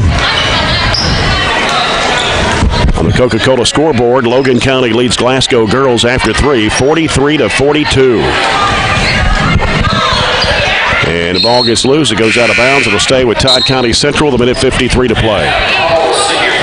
They're going to bring Jaden Boards in the ball game, number 21 for Todd County Central, a 5'2 sophomore. And the ball gets away, out of bounds, off of the hand, or off a foot or leg or somebody there. It was the Trojanettes. It's underneath the basket, so Todd Central will take it out. Got Vass in the ball game right now. Work it down in there to Chester. She puts up the shot. It's no good, but a foul. Foul is on Emma Stewart. And Lucy Chester knocked down a couple of free throws in the third quarter. Get 2 here. First one is on the way, and it's good. Addison London back in the game now for the Trojanettes for Taylor Harlow. 55-15 Barren with a minute 14 to play. And that one's in and out. Rebound to Emma Stewart. Stewart brings it in front court. 1:07 to go. Left side corner, DeWeese down low. They work it in there to Michaela Smith. Shot is missed. Rebound to Chester for Todd County Central. Going to fire up a three-point shot. Short, long rebound by Emma Stewart. 50 seconds left in the game. Addison London gives it in the middle, knocked away, but Smith trying to retrieve it. Loose ball again on the floor, and it's going to roll out of bounds. Todd County Central couldn't get to it. Barren County's ball with 35 seconds to play. And Addison Smith working in the backcourt against Foster. Gets it across the line. 25 seconds to go. Throws it over to Addison London, and then she loses it. And here come the Lady Rebels. And it's broken up inside there by Stewart. Trojanettes come up with the ball. Here's London with 10 seconds to play. London feeds it back off to Addison Smith. She's going to drive, got tripped up. And time's going to run out. And they probably won't shoot the free throws. I don't know. Or will they? You still get 2 shots even though the game's over? I don't think it matters anyway. Nope. Game over. So the Trojanettes win it by 40. 55-15 over Todd County Central. Coach Piper Lindsay gets her 20th win of the season here today. And Todd County Central drops to 1-16 on the season. And Coach Piper Lindsay making her way up here right now for Coach's comments brought to you by McDonald's. Barren County jumped out to a 15-1 lead. And so Piper Lindsay, congratulations to you. 20th victory here, coming on the road down to Elkton, Kentucky. Mm-hmm. Quite the trip. It's a long bus ride, that was for sure. The kids were ready to get off of the bus. Jumped out early, never looked back. Of course, Lady Rebels been struggling all year, only 1 win. Yeah, I thought we did a really good job defensively. I told the girls, play to our standards. We know who we're playing against, and as far as the talent level, but we want to get better and do the little things. And I thought we did that, especially defensively. We sometimes weren't in the help like we should have been, and they face cut us a little bit. And again, that's just kind of the little things we've been talking about. We did a better job rebounding, but then as far as our offense, I thought we were ready to shoot. I thought We had obviously Elizabeth and 12 Raven. 12 threes today. 12. Wow. 12. That's great. Keep that going. Yeah, exactly. But again, just our confidence, continuing to build that, and just being shot ready every single time. Finding the open person. That's the other thing that we did a good job of, and still push it in transition. Just the little things I thought we were very good at today. Raven Ennis hit 4 threes in the second quarter, and then Elizabeth Bertram hit 4 threes in the third quarter. So you actually had 4 players that hit threes. Liberty Rice knocking down a couple today, and Katie Murphy had one. So good shooting. They're all capable of it. Again, it's just kind of finding them, and especially when they're hot. Elizabeth was feeling it there the third quarter, and we knew it, and we were getting her the ball. Same thing with Raven in the second quarter. Again, just happy to see that right now from those kids. Well, you're off until Tuesday night. At least you get a couple of nights off, and but on the road again. Go down to Greenwood, team that's 10-7. They lost to Warren East last night by 12 in a district game, but their leading player right now, Leah Trin, averaging 14.5 points a game. I think Jacqueline Jackson is out with an ACL. Is that right? Yeah, I believe that's right. The Trin, she's tough. She's definitely tough to guard. Quick. It'd be a good little matchup for Katie. I'm excited to see that. But again, just got to keep playing together. Our man-to-man defense has to improve. Yeah. And we've still got 6 games, I think. That's 6 games left to work on it. And these are just practice games. As I keep telling the kids, we got to be ready to go come February. It is February, but the end of February, we got to be ready to go. Yeah, of course, Greenwood on the road Tuesday. Got Casey County, a very good basketball team, at home next Thursday. Be a heck of a test for us. Played them down there last year. Yes. Of course, they didn't graduate anybody. They can all shoot it. Very guard-oriented, but I think we match up a little bit better with them maybe this year. So definitely a good little test for us. That's a good test heading into the last 4 games of the regular season. That's exactly right. Yeah. Piper, congratulations. All right, Jay, thank you. We'll see you next week. All right. And the Trojanettes winning by a score of 55-15 this evening over Todd County Central. They dropped to 1-16 on the year. Barren County improves to 20-4. And Coach Piper Lindsay's comments brought to you by McDonald's. I'm loving it. Well, we're in between games, but we're going to take our break now. We'll come back and take a look at the stats and scoring of the CPC Commodities post-game report. And always remember, if you find a vehicle on DonFranklinAuto.com, Don Franklin will then bring that vehicle to Glasgow and let you experience the Don Franklin difference. This is Barren County High School basketball presented by Don Franklin Auto Glasgow on 103.7 Nash Icon.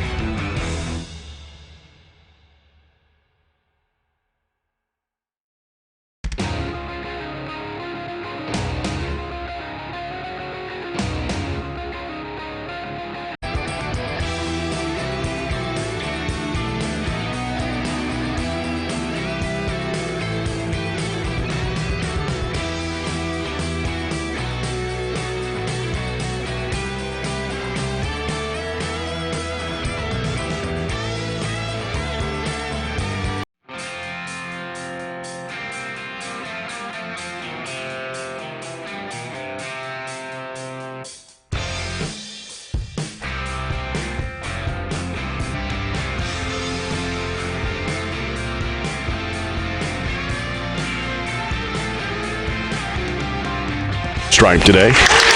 Eliza Simon scored 2 on a field goal back in the second quarter, and Jayla Lavelle had 2 points in the ball game for Coach Scott Fleming. For the Trojanettes, total of 20 field goals, 7 of those in the second half, and actually of those 7 field goals in the second half, 6 were from behind the arc. Total of 12 threes today, 36 points coming from behind the arc for Barren County of the 55 they scored. 3 of 6 from the free throw line today. Raven Ennis with 20 points, all coming in the first half. Hit 4 threes in the second quarter, had 4 two-point baskets.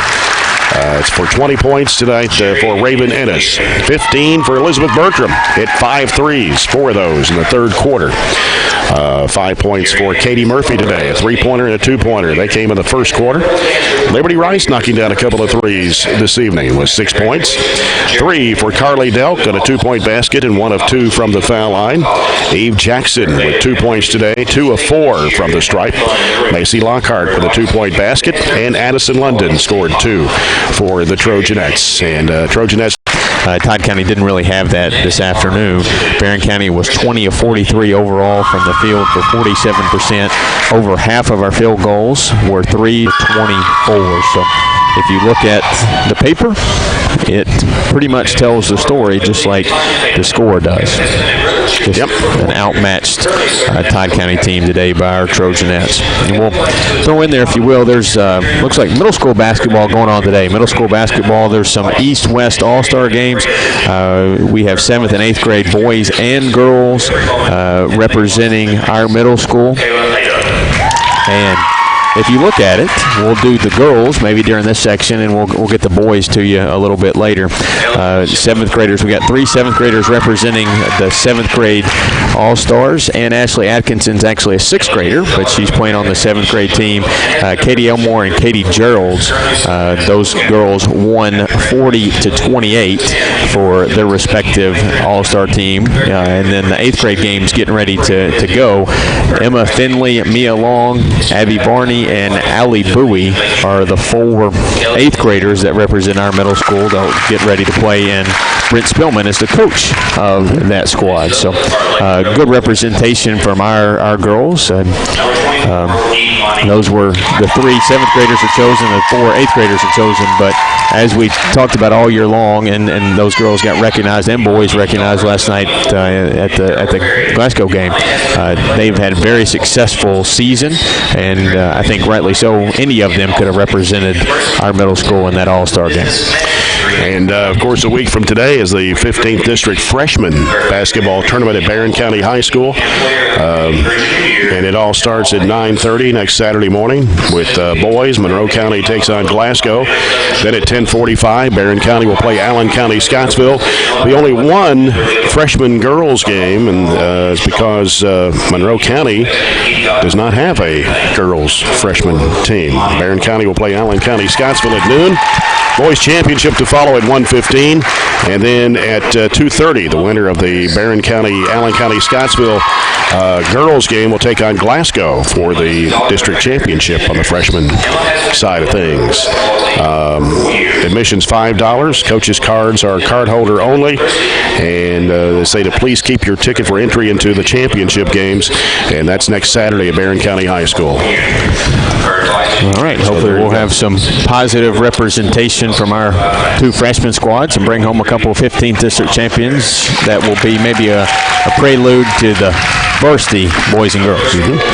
We'll take a break. We'll come back. We're in between games. All the senior day activities taking place now here at Todd County Central. Again, the final score in the girls' game today, Barren County Trojanettes 55, Todd County Central Lady Rebels 15. And we'll be back with more in a moment. This is Barren County High Basketball, presented by Don Franklin Auto Glasgow on 103.7 Nash Icon.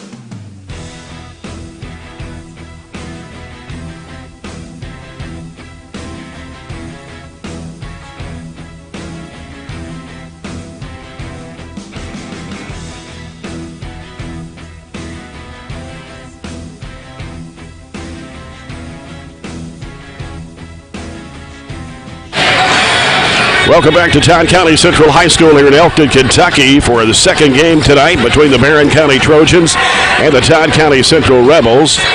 Dennis Perdue in his first season, the second time around here at Todd Central. He also coached up the road at Russellville for several years. They come into tonight's game with a record of 4-16. They lost to Franklin Simpson last night in the 13th district game by a score of 63-39. They lost their top scorer from last year in John Calvary. And they finished 5-24 last year. Lost to the Trojans 59-58 in the regular season game. It was 2 years ago that Todd County Central finished 19-13. Trojans won that ball game during that season, 56-48. Todd County Central went on to win the 13th district and went all the way to the 4th region semifinals. They've been in 4 close ball games this year. They're 4 close losses. Whitesville Trinity by 1. Caldwell County by 5, Butler County by 6, and Cumberland County by 3. And there are only 4 wins this season. 2 of them came the first 2 ball games of the season when they beat Hopkins County Central 62-43 and Ballard Memorial 60-57. Their other 2 wins have been over Lebanon, Tennessee Friendship Christian 66-47, and they beat Russellville in a district game by a score of 65-62.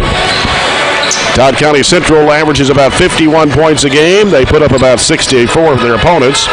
Of course, the stats were not updated. I think the first 10 or 12 ball games on the schedule were all that the stats they had online. But these are from those, and they were averaging about 51 points a game. Giving up 64, shooting 38% from the field and 67% from the foul line, 24% from behind the arc. And the way the 13th district standings are right now, Logan County is 5-0, Franklin Simpson at 3-2, Todd County Central 1-3, and district Russellville 0-4. Well, we've done fairly well against 13th district teams. This will be our 3rd game against those 13th district teams. The only one we will not play this year is Russellville. We passed right by Russellville coming here to Todd County, but just this year not on our schedule. So only defeat that we had was the Logan County game the other night, and that was the 1-possession game. We mentioned Logan County, how good they were. They're 18-3 on the year, and by RPI, they're actually the 2nd, make it 3rd rated team in this region behind Bowling Green and Warren Central. And I was trying to get a final score in the Logan County Glasgow girls game. I had it through 3 periods. It was 43-42 Logan County. I would think that ball game would be coming close to being over. Of course, we were on a running clock in our game, so it may be a few more minutes. Trojans come in 15-7. And by the way, Todd Central is rated 16th out of 17 teams in the 4th region. Barren County rated 4th in one poll, 5 in another poll, so they're heavily favored here tonight over the Rebels. 27 points when you look at it through the rankings. And played really well last night against Glasgow in a district game, winning 80-63. Aiden Nyken scored 27 points in that game. Jacob Shaw had 18, and Will Bandy had 15. The Trojans hit 8 threes in that game last night, and they were 9 of 13 from the foul line. And with that win over Glasgow, that snapped a 5-game losing streak against the Scotties, and also clinched at least a tie for first place, first seed in the 15th district tournament coming up at the end of February. And this is the 4th game this week for the Trojans, the 6th game in 8 days. And so the way the ranking or the standings are right now, Barren County at 5-1 in district play, Glasgow 3-1, Allen County, Scottsville 1-3, Monroe County at 0-4. Of course, Glasgow still has the Patriots and the Falcons yet to play the second time around. It's kind of nice to be done with district, isn't it? Just kind of know you're not necessarily in the driver's seat, but in a way you can sit back and just watch everything happen, know you have done the best that you can, and come out with just one defeat over some tough district opponents. And ultimately, you can say who we want to play and who we don't want to play, but ultimately we'll play whoever it shakes out that first Tuesday or Wednesday night of the district tournament, and give it our best effort to see if we can make it to Diddle Arena after, is it 2 years we haven't been in the last 2 years? So lost to Glasgow both times. One of them was triple overtime, and the other one last year was in overtime. Haven't done the research, but not sure how long it's been since we have missed the region 2 years in a row, and definitely not 3 years in a row. So Todd County really not the same since that streak where they had some really good basketball teams in the late 90s when they had Mike Wells, and we beat them in overtime in 99 in the semifinals to go on and play Russellville, and they have not been to the regional tournament except one time. Let's see, let's make it 4 times since 2000. They were here in 01, 02, 03, and then the last time they were there was 2018. So this district, to be honest with you, has fallen off dramatically since those days when Russellville had their streak of 4th region titles, and Todd County had those good clubs where they were contending. And obviously, there were some really talented teams with some really talented players. You just don't see that anymore in this district. And we'll see what we can do down here tonight. Back-to-back games, and you get a little bit of a break before you have to go play a really good Greenwood team on Tuesday night. Greenwood was actually behind quite a bit of the game last night to Warren East, but they ended up winning the game. I think they won by 14 or so. A team that's kind of been up and down. I mean, they beat Bowling Green, and of course, only beat Warren East by 13. But they've got 4 guys that average in double figures, and they've hit 169 three-point shots up through last night's ball game. So they like to put up the 3. Coached by former Trojan assistant coach Will McCoy, and he's got a chance there this year. I think Warren Central, Bowling Green, and Greenwood all pretty close again this year.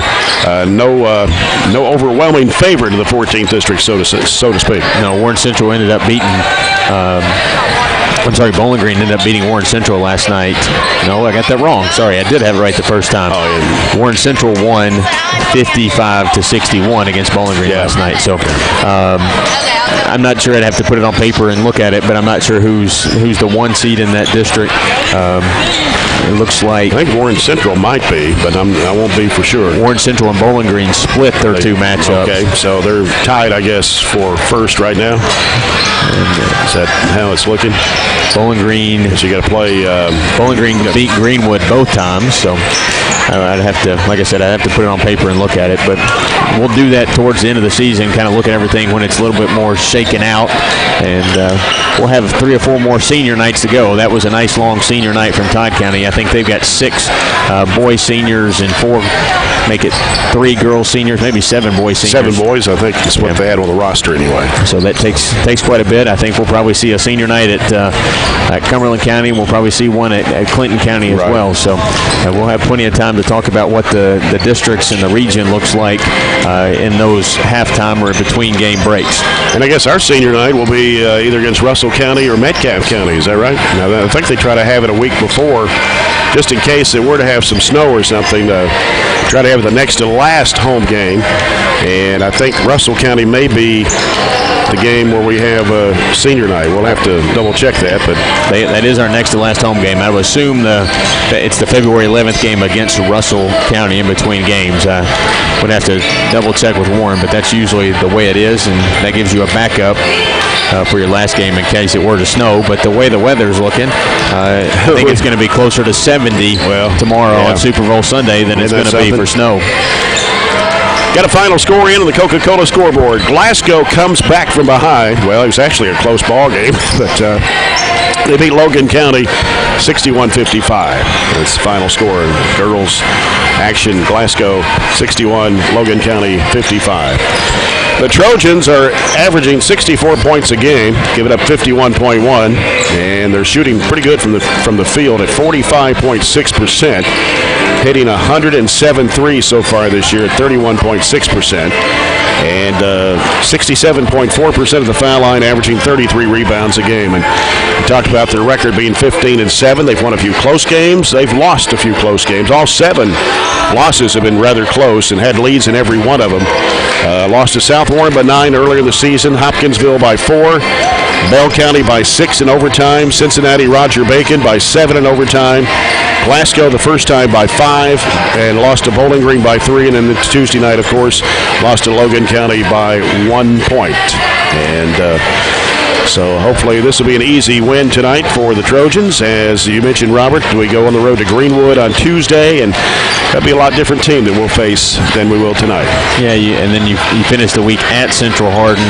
I think looking over the schedule, you finish with Russell, Cumberland, Metcalf, and Clinton. I think realistically you have a shot to get to that 20-win mark. Just 5 away. Piper and her club got it today. I think Warren will have a realistic shot to get it down the stretch here. And I don't know if we mentioned or not, Warren got his 200th win the other night, and then Piper got hers last night.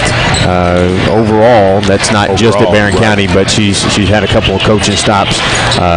Besides that, I think at Harrison County and the other one would have been at Mason County. Yeah. All right, we're still 12 minutes away from tip. I think they put 25 minutes on the board to warm up. Normally, you go places, and even at home, we don't have 25 minutes in between games to warm up, but they did here tonight after they had their senior night activities. So 11:43 left before we get the second game underway, and it's the Trojans and the Rebels of Todd County Central here at Elkton tonight. Our pregame report is brought to you by Zaxby's. And they have the new Caribbean jerk filet sandwich or boneless wings meal. And make it a meal with the crinkle fries and 22-ounce Coca-Cola freestyle drink. That's at Zaxby's. More of a pregame report coming up. We'll take a look at the schedule again for tonight as well on the NHC Healthcare Glasgow area schedule. And we'll have the lineups and the tip-off as we count down to tip-off. We're now 11 minutes away. Trojans and the Rebels here in Elkton, Kentucky. And this is Barren County High basketball presented by Don Franklin Auto Glasgow on 103.7 Nash Icon.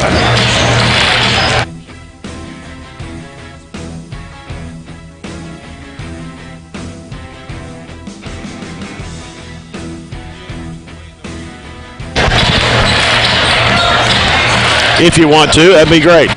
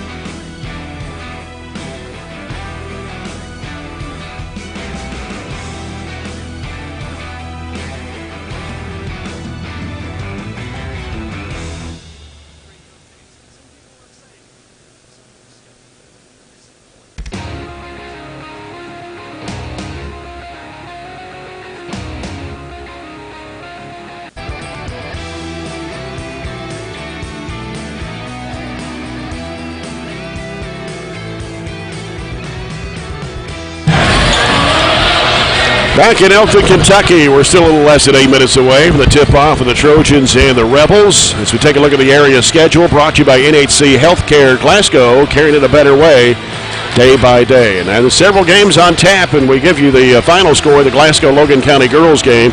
Glasgow won 61-55. Also tonight, the boys game will be playing here momentarily at Logan County. Ohio County girls at Allen County, Scottsville. Cumberland County girls and boys at McCreary Central. Clinton County girls at Warren Central. Russellville boys taking on Caverna in the Lindsey Wilson College Classic. Warren East boys at Marshall County. Allen County Scottsville boys are at Bowling Green. Jackson County boys at Clinton County. And the Monroe County boys are at South Warren. We'll take a break. We'll come back with the starting lineups of tonight's game. This is Barren County High Basketball presented by Don Franklin Auto Glasgow on 103.7 Nash Icon.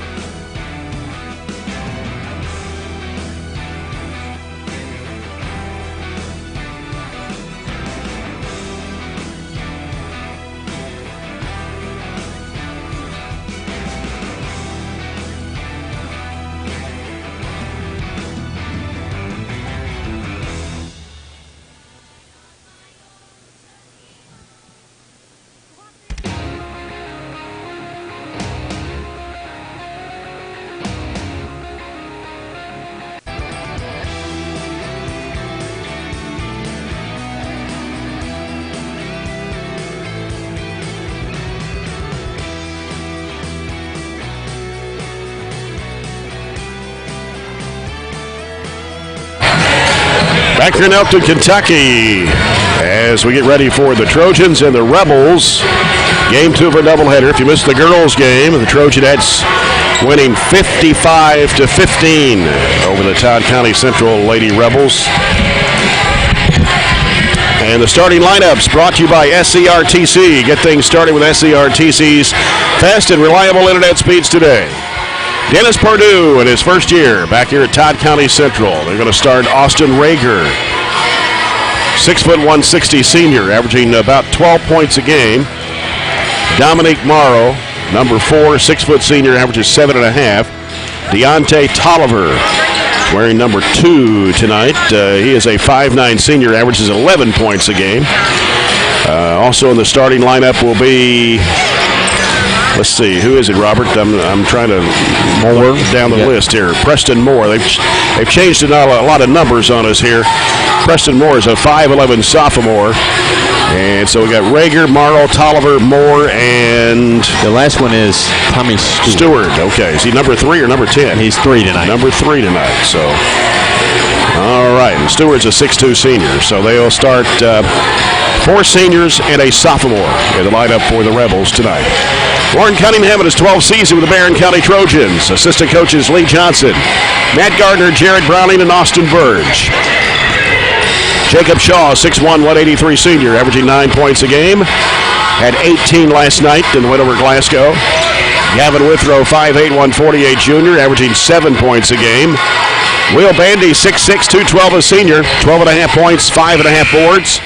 Bandy had 15 points last night in the win over the Scotties. Aiden Niken, 6'5", 204 sophomore, 16.5 points, 8 rebounds, scored 27 last night in the Trojans win over the Scotties. And Tyler Bush, 6', 183 senior, averaging 4 points a game for the Trojans. We'll have the Farmers RACC Jackie Browning Memorial Opening Tip-Off. Our first quarter of action sponsored by South Central Bank. Small enough to know you, big enough to help. And the officials for tonight's game, the same 3 we had in the girls' game: Larry Hammer, Barry Ballou, and Jeremy Morrison. And the official sponsor is Scotty's Contracting and Stone, committed to providing all customers the same level of highest quality, no matter the size of the project. And you're listening to our broadcast on 103.7 Nash Icon, WHHT FM, Cave City, Glasgow, online at 104thescore.com and on BCHS Live this evening. Glad to have you along wherever you're listening. As the starting lineup's about to be introduced, the Trojans will be in gold uniforms with burgundy numbers and lettering. Their bench is down to our right as we're behind the scores table and behind the team benches. Todd County Central to our left in white uniforms with red numbers and lettering. They do have a ton of number changes and personnel changes from what roster you were given originally, so I think we've got it all straight.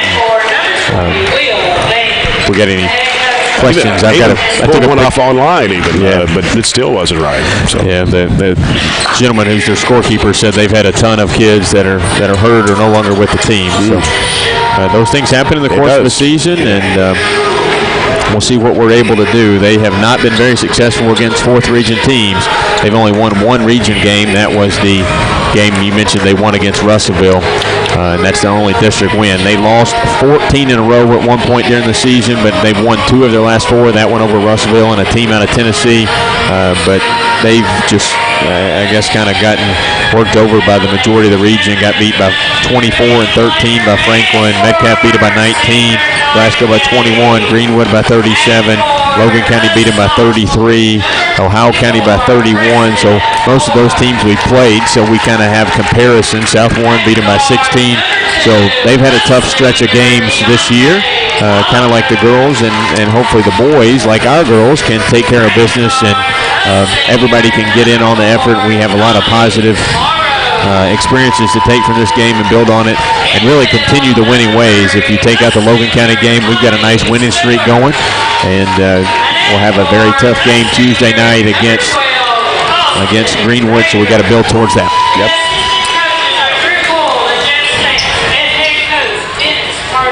First quarter of action brought to you by South Central Bank. Small enough to know you, big enough to help.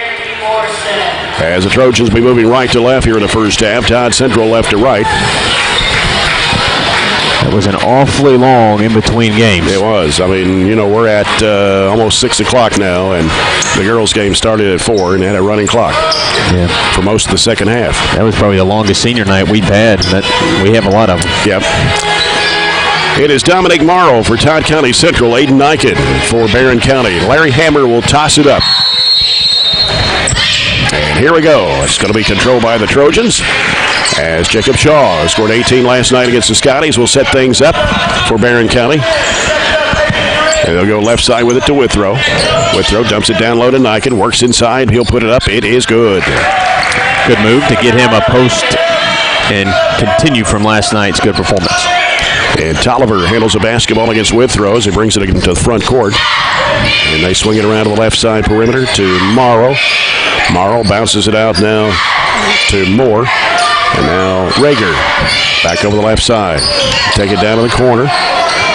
On the left side of the floor. They work it down low. A little spin move. Shot goes up. It's no good. And Bandy was crashing the board and lost it out of bounds. It'll stay with Todd County Central.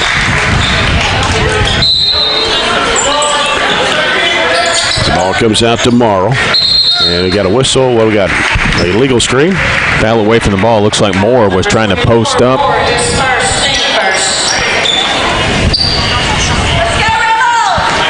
So the first foul of the basketball game against the Rebels. And here's Jacob Shaw with it. Giving it over the left side to Withrow. Withrow back out top to Bush. Right side it goes to Shaw on the wing. We got a whistle away from the basketball here. That time. And it's going to be on Morrow. Niken was trying to post up. They don't have a lot of size, so we're going to the post early. Yeah, they only average about 6 foot, 6'1". Bandy around the top of the horn. Hands it off to Bush.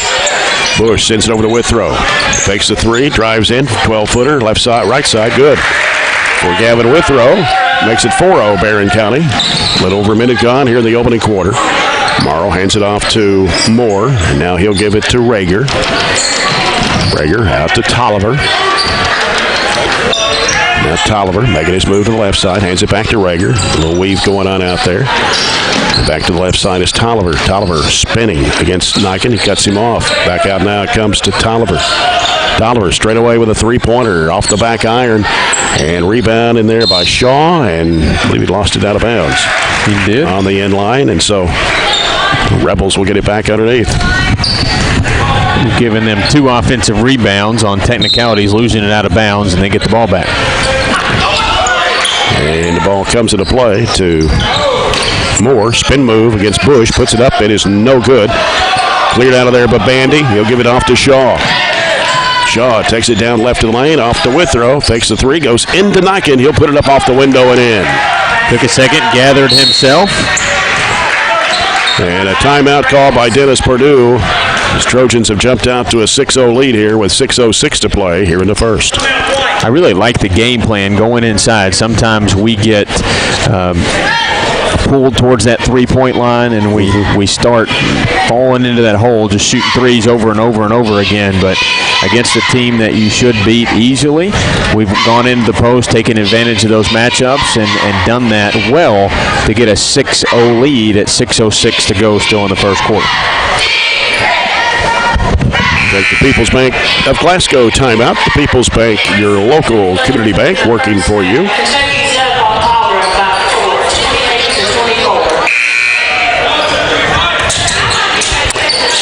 And they've made a change in their lineup, or have they? I thought they brought somebody else in, but apparently not. Stewart is on the floor, but haven't seen him even get the ball one time. The ball comes in to Morrow, or rather, that is Tolliver. Tolliver will get it across. Now hand it off out there to Rager. Now to Morrow. Morrow working around to the right side behind the back dribble. He heads into the paint. And a foul on Withrow. His first. That'll be Barron's first of the ball game. And so the Rebels will toss it in. Substitution for Todd County Central. 23 is who? Andrews, 6-foot senior. I've got him listed a different name here. Chatwan or something. So it's Amari. Andrews, 6-0 Barren County. And there's a feed inside, tipped away. Bandy comes up with the basketball. They try to go inside there to Tolliver.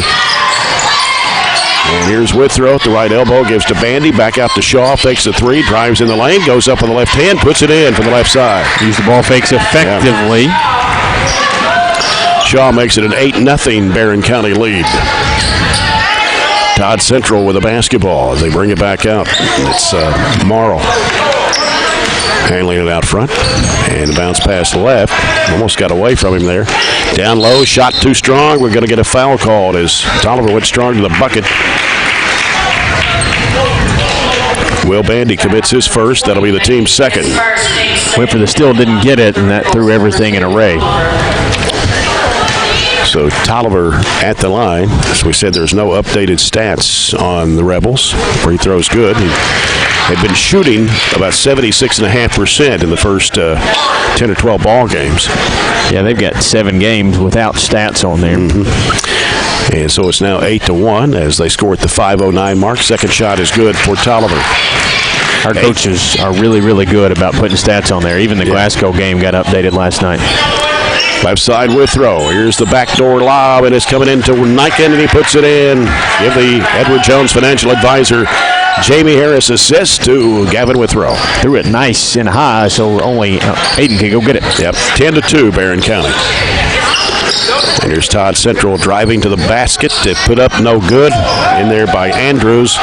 Here's a lead pass. Ooh, it's going to be too much for Shaw. Couldn't get to it as he ran up on the stage. So, Rebels ball with 4:38 to play here in the first quarter.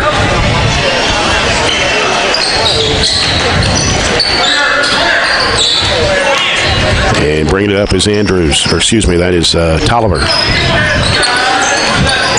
Right side it goes to Rager. Here's a jump shot, free throw line coming off. Crashing the board, Will Bandy. Out to Shaw, pushing it down the floor on the left side.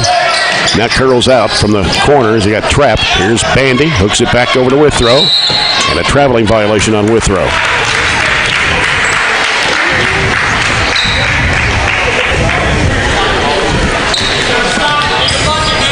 So the Rebels get it back with 4:14 to play here in the first quarter. Tolliver will set it up. Gavin Withrow will guard him. And goes off to the right side, off the screen. Sends it back out top to Andrews. Here's Rager with it, left of the key. Back to the right side to give it to Moore. And now here's a three-point try in the air. Rattles down for Tolliver. And he's got all 5 points for Todd County Central. 10-5. Morrow's going to check out for the Rebels. And for him is number 15. And I don't have... 15 is Gamala. Oh, okay. Kadu Gamala. Okay. Had him listed 3, 10, 15. There's a shot going up. Nice move to the basket. That was Moore putting it up and in to make it a 10-7 ball game. Here's Niken with a jumper, 15-footer, no good to the left side. Rebound to Shaw. Shaw will bring it back out. Goes back in the corner to Bandy. Bandy throws it across and it's picked off. Tolliver with it for Todd County Central. And spin move in there, foul, no traveling violation on Todd County Central. So the Trojans will get the basketball with 3:10 to go in the first, leading 10-7. Morrow back in for the Rebels. He'll replace Rager. And number 25 now in the ball game for Todd County Central. And for the Rebels, number 25, Anthony Johnson.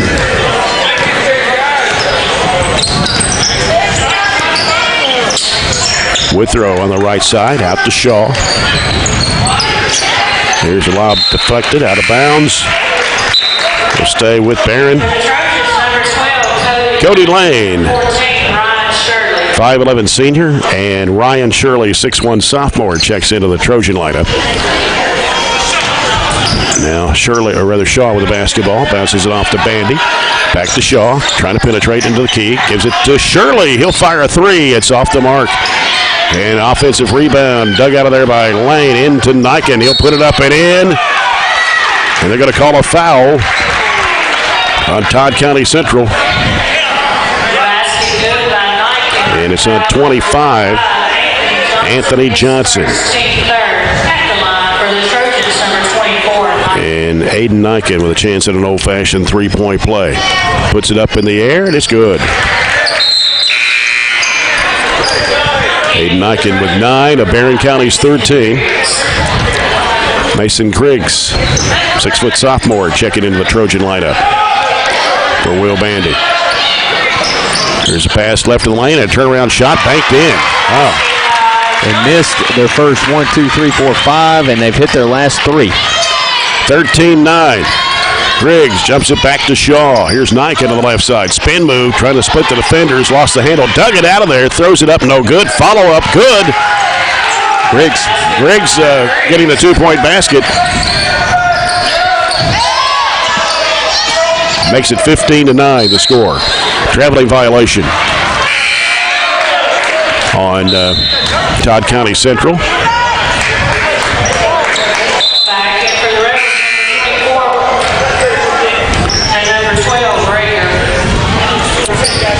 Moore and Rager returning to the Todd County Central lineup. 2:09 to go here in the first quarter. Barren County 15, Todd Central 9. Griggs out the lane. Lane pulls up, shoots over his defender. Got it. Outstretched arm of Camilla. So Lane gets in the scorebook at 17-9, Barren County. Pass picked off. Ryan Shirley's got it. Drives it and trying to get to the basket, and he's going to be fouled. Todd Central wanted a jump ball. And going to get a foul called on, is it on 4 or 5? If it's on Morrow, his second. So he's going to the bench. That's the 4th team foul of the Rebels. Shaw will toss it in. Here's the lob coming into Niken. He'll throw it up short, gets his own rebound, puts it back up. No good, but a foul on the Rebels. And a foul on 25. That's Johnson. It's 2 on him, 5 on the Rebels.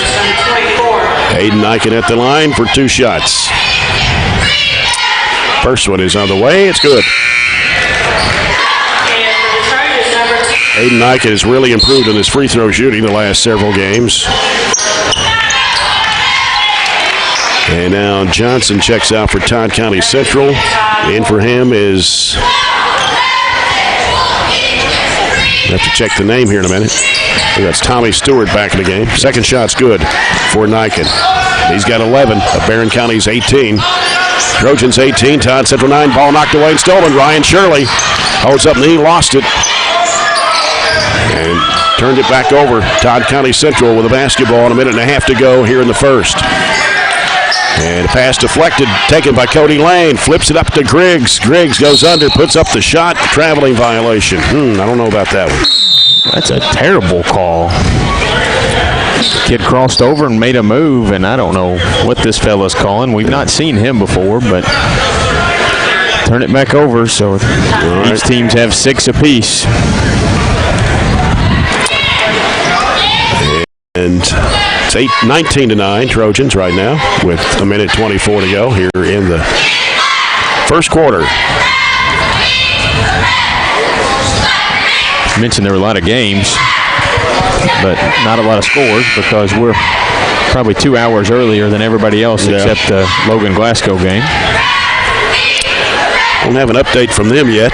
I would assume they may have started about the time we did because of the senior night here. Unless Logan County had senior night for some reason. Right. Ohio County girls 34, Allen County girls 24. That's a halftime score. Todd Central with a basketball, down a minute 20 to play. And they'll work it out front. It's Tolliver. Giving it back off to Morrow. Here's a shot left side. 3 for Rager. It's 2 of their 3 buckets coming from long range. Here's Aiden Niken turning, throwing it back to Lane. Lane to the baseline, cut off in the corner. And a turnover. Again, Moore bringing it down the floor, lays it up and in. Trying to float it up there. We've got 19-14. 7 turnovers, and that's making it a game here, just a 5-point lead. Down to 43 seconds to play. They'll back out into a 2-3 zone. Tay Pointer in the ball game for the Trojans. Griggs right side over to Niken. Got 4 sophomores and a senior on the court right now for Barren. At 30 seconds to play in the first quarter. Griggs right side of Lane. Back to Griggs, top of the circle. Can't penetrate. Back over goes to Lane. He'll pull up the free throw line. Gives to Tay Pointer. 3 in the air. No good. And the rebound. Battle for it. Taken in there by Griggs, and he's going to be fouled. Dug it out and farted away from 2 Todd County Rebels. Foul number 24, forward, Jason. And 2 on more now. And that'll be 6 on the Rebels here in the first half.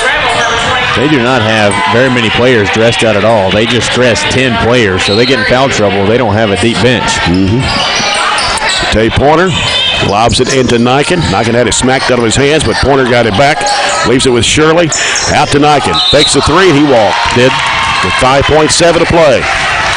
8 turnovers in this quarter is more than we had almost all game last night. And Todd Central's going to have to hurry if they want to get a shot off. Down to 2, down to 1. Forces up to 3. No, off the front iron. That'll do it for the first quarter. And it's Barren County 19, Todd Central 14. We'll be back after this break. This is Barren County High Basketball, presented by Don Franklin Auto Glasgow on 103.7 Nash Icon.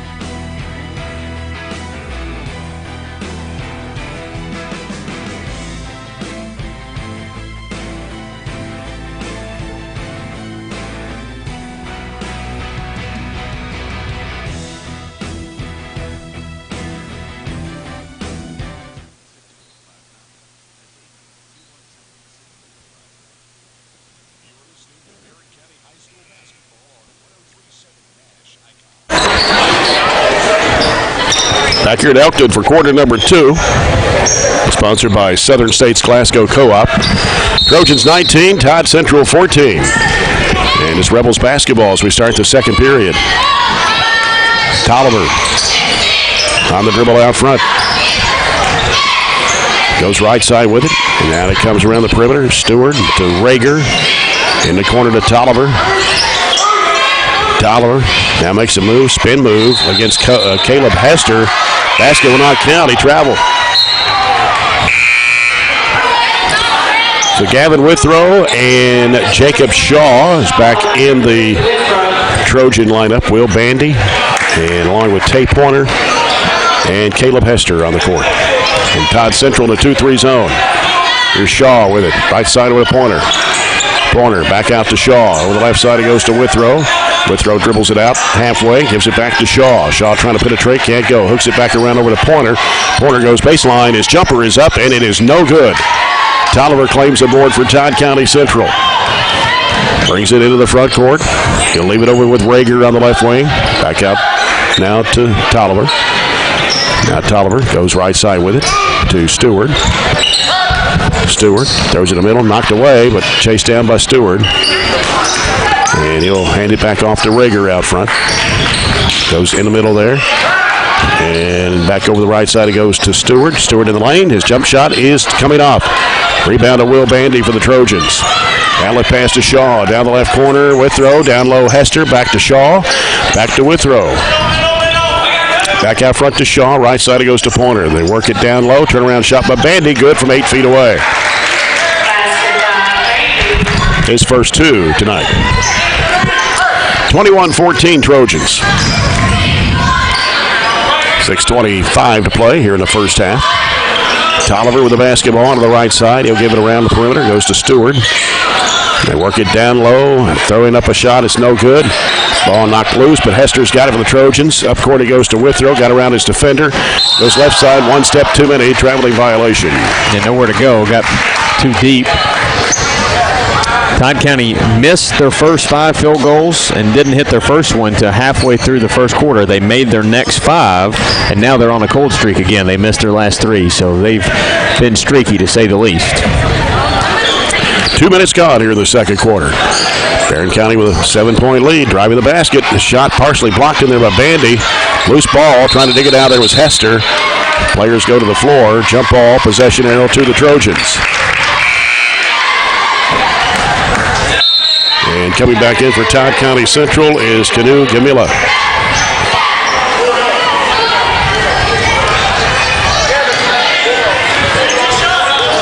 Jacob Shaw over to Withrow. Back out to Shaw. Back to Withrow. Looking down inside. Turnaround shot from 10 for Bandy. Rattles in. 2 nice looks. Turnaround looks from Will. 23-14. 9-point lead for Barren. Been their largest of the ball game so far. Here's Rager trying to penetrate against Pointer, and a foul. And that'll be his first. Barren County's third of the half. Todd Central's basketball as it comes out to Tolliver.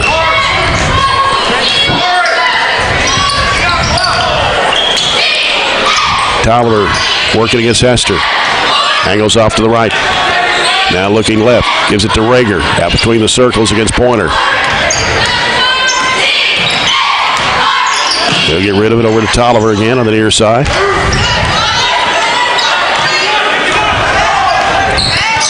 Tolliver back to the right side. Now here's Rager. And what do we got? Whistle away from the ball.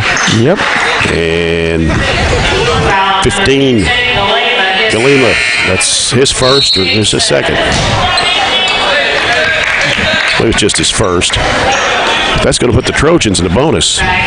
Does a foul away from the ball, right? Was that player control foul? Yeah.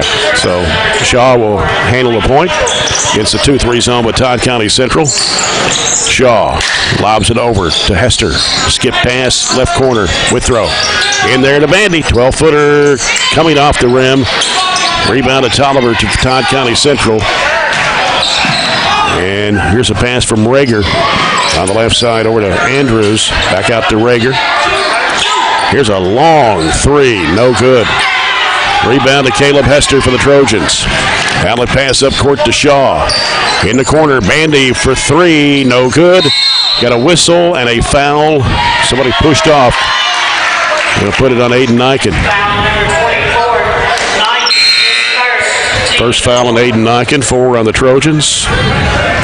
Probably not a real need to do that. He's a good head taller than the guy he was trying to jump over. Just go get it. Mm-hmm. Tyler Bush is back in the ball game now for Coach Warren Cunningham. Tolliver angling off left. He'll give it out to Morrow, who's back in the court. Rager with it on the right side. Throws it down in the corner now. And back out to Rager. Rager can't penetrate. Bounces back out to Morrow. Morrow driving against Withrow. Up and under shot. Puts it up. It's short. Bandy with the board. The outlet pass comes to Shaw. Shaw down to the corner to Bush. Now Bush cut off. Going to have to reverse it back out. Lobs it back out front to Shaw. Over to Withrow. Back to Shaw. Back to Withrow. He'll fire it up for 3. It's no good. And a rebound to Bandy. Had it knocked loose. Bodies go to the floor, and Todd Central comes up with it. 3:26 to play in the half. And here's a spin move by Morrow. Up and in off the window. He gets his first 2 of the ball game. Their first bucket of the second quarter. And it's 23-16. As Niken is trapped, gives it back to Withrow. Out to Shaw. Fakes a 3. Drives in. Throws up the shot. And they're going to call a block. Didn't know what sure they was going to call there. One official was getting ready, looked like was going to call a charge, but the official underneath calls a block. And let's see, they count the basket. Well, if they're giving him shots, I guess it's on the 1-and-1. Because the bucket did go in, didn't it? Yeah. Usually block charges are on the shot. So he's going to say no bucket, 1-and-1. or Shaw. We're going to call a foul before the shot. I don't know about that one. Shaw is at the line. The free throw is good. He's been shooting almost 85% from the charity stripe. Had a really good game last night, too. Yeah. And a bonus try. Good again for Jacob Shaw. 25-16, Trojans by 9. 3:05 to go. And here's a steal as they threw it across the floor. Niken making a strong move to the bucket. No good. Follow no good for Bandy. Niken's got it back on the baseline. His shot won't go. Ball's tipped out. Bandy grabs it. He'll give it to Withrow. Left side Shaw for 3. Bingo! Our fourth look at it. That trip after the Todd County turnover results in a 3. And that's the first Peoples Bank three-point shot tonight for the Trojans. Leading at 28-16 now. Trojans trying to trap the ball. They almost lost it again. Rager picked it up. Now he'll lob it over. And Shaw almost had it for a moment. Knocked it off Morrow's foot. And then they try to go inside. We got a whistle and a foul on Barren County to be on Will Bandy. His second, team's fifth. And Corbin Murphy hops up off the Barren County bench. And it's 2 shots for Deontay Tolliver. And the free throw, no good for Tolliver. Corbin Murphy, 6'2", 238 junior. As Will Bandy will sit down with 2 fouls at the 2:25 mark of the second quarter.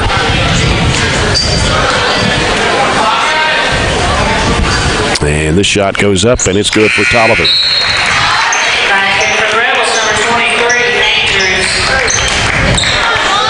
28-17.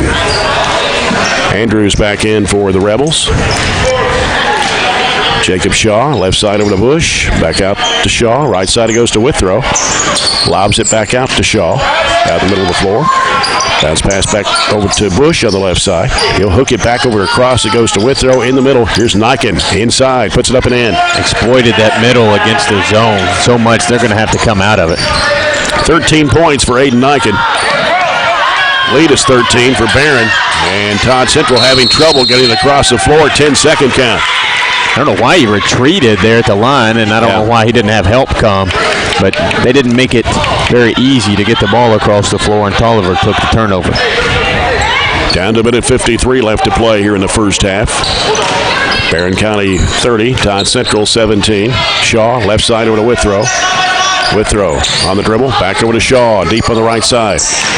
Now Shaw brings it back over to Withrow, penetrating, jumper from 10, no. Rebound, Murphy putting it back up and in. Good job by Corvus going up and getting the big board and put back. 32-17, stretching the lead out for the Trojans with a minute 28 to play here in the first half. Tolliver, long bounce pass in the corner, back to Tolliver. He'll put it up off balance, shot, and in there. He's got 8. 32-19. Withrow throws it down in there to Niken. In traffic, puts it up, no good, but a foul. Couldn't get it over the front of the rim.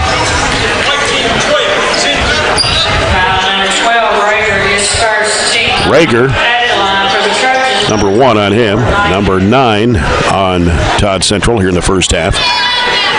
And it is Aiden Niken. Free throw on the way, good. 14 for Aiden Niken, 4 for 4 from the foul line here in the first half. 33-19. And the second shot is on the way, and he got him. 15 for Niken. 34-19, Barren County. As they go that 1-2-2 half-court trap. Tolliver with it on the right side, gives it out to Morrow. Morrow being chased out there. Goes in the lane, goes under, puts it up, missed the layup. Rebound on Withrow. Racing out of there with it for the Trojans. Feeds it up to Bush. Here's the lob to Niken. He lays it in. Good assist. Edward Jones financial advisor Jamie Harris assist. Makes it 36-19 with 38 seconds to play. Weaving through traffic. Here's Tolliver throwing up with the left hand. No. Follows his own shot and no good. Rebounded there by Tyler Bush. And we're getting a foul called on Tolliver. And that's his second. That'll be 10 on the Rebels here in the first half. And Tyler Bush will go to the free throw line for 2 shots. Lead 17, a chance to get it towards 20 as we end the half. And it's been just this last 2 minutes that we've actually almost doubled the lead. Tyler Bush puts it up. It's short. Bush hasn't been to the line very much. Just around 50% free throw shooter for the year. 36-19, and the second shot by Bush is good. 37-19, 30 seconds to play here in the half. Here's Rager in the backcourt, lobs it over to Tolliver. Splits the defenders. Ooh, we're going to get a foul call, and it'll be on Aiden Niken.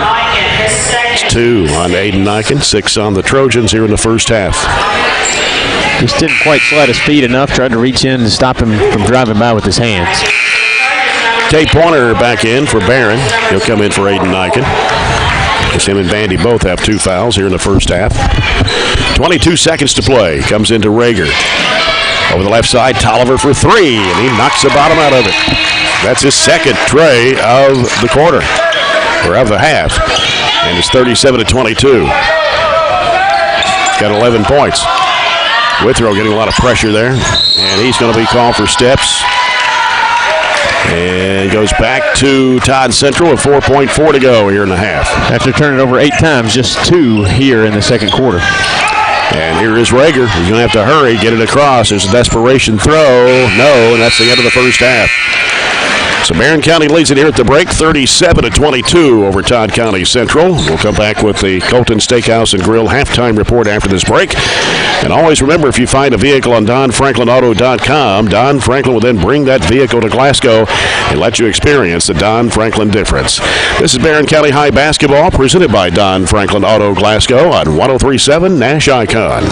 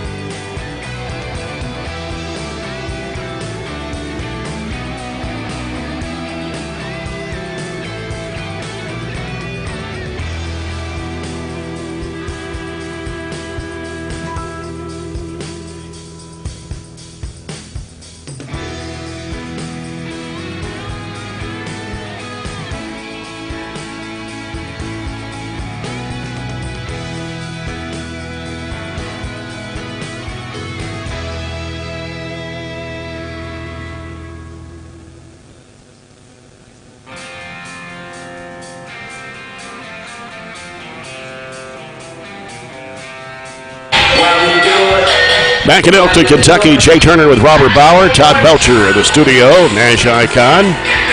Barren County leading Todd County Central here at the break, 37-22. Trojans jumped out to a 19-14 lead at the end of the first quarter. They outscored the Rebels 18-8 in the second period of play. This is the halftime report brought to you by Colton Steakhouse and Grill. Colton's thanks you for your business. Colton Steakhouse and Grill, we know what's at stake. For the Rebels in the first half, a total of 8 field goals. They hit 3 threes. They were 3 of 4 from the charity stripe. Deontay Tolliver leading the way for Coach Dennis Pardue's team with 11 points. Had 3 baskets. 2 of those were 3-point shots. He was 3 of 4 from the charity stripe. A three-pointer for Austin Rager. 2-point basket for Dominic Morrow. 2 points for Anthony Johnson. And Preston Moore scored a couple of field goals for 4 points. For the Trojans in the first half, total of 15 field goals, 1 three-pointer.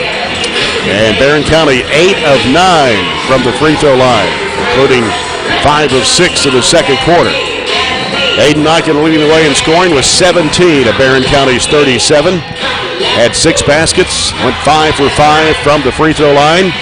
7 points for Jacob Shaw, a 3, a 2, and a couple of free throws. 4 points for Will Bandy. Those baskets coming in the second period of play. 2-point basket for Gavin Withrow. Also a 2-pointer for Mason Criggs, Corbin Murphy, and Cody Lane. 1 point for Tyler Bush in the first half. Caleb Hester, Tay Pointer, Ryan Shirley saw action but did not score in the first half of play. So the Trojans up by 15. They had a 19-point lead at 37-18. Pretty good first half for the Trojans. Let them get that 3 there towards the end of the quarter and cut it to the halftime deficit as it is. I thought we had a chance to put it at 20, but didn't quite get there.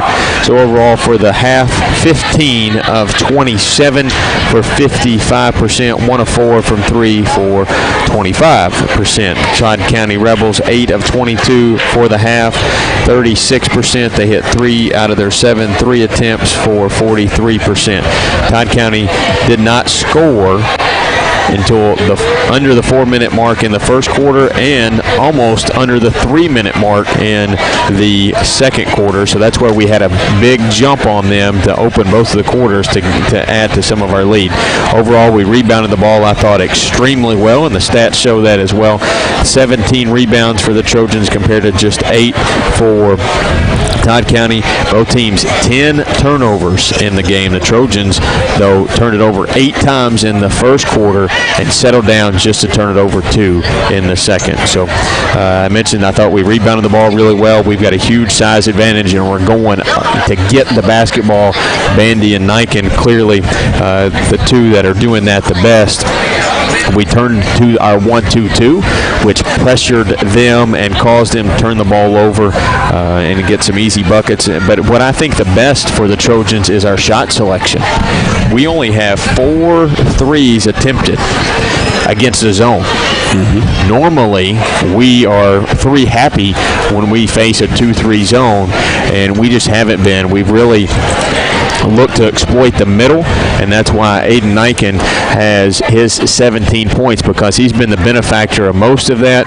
Will Bandy got into action, a couple of buckets from that same spot. So all in all, I think we're taking advantage of our matchups, and we're really doing a good job here the second night in a row, coming off a big win against Glasgow. We talked about how hard it is, what difference in the atmospheres.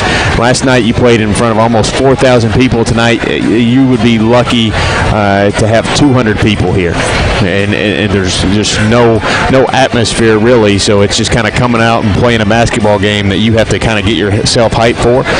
One of our goals will be a 20-win season, I'm sure, and this is a crucial win to get us to that point and continue to build towards a tough game Tuesday night and continue to build again towards that district tournament coming up in a couple weeks. And again, Coach Piper Lindsay getting her 20th win tonight on the season with a 55-15 win over Todd County Central. Well, we'll get set for the third quarter. Coming up, brought to you by Southern States Glasgow Co-op. Our score here at the break: Barren County Trojans 37, Todd County Central Rebels 22. This is Barren County High Basketball, presented by Don Franklin Auto Glasgow on 103.7 Nash Icon.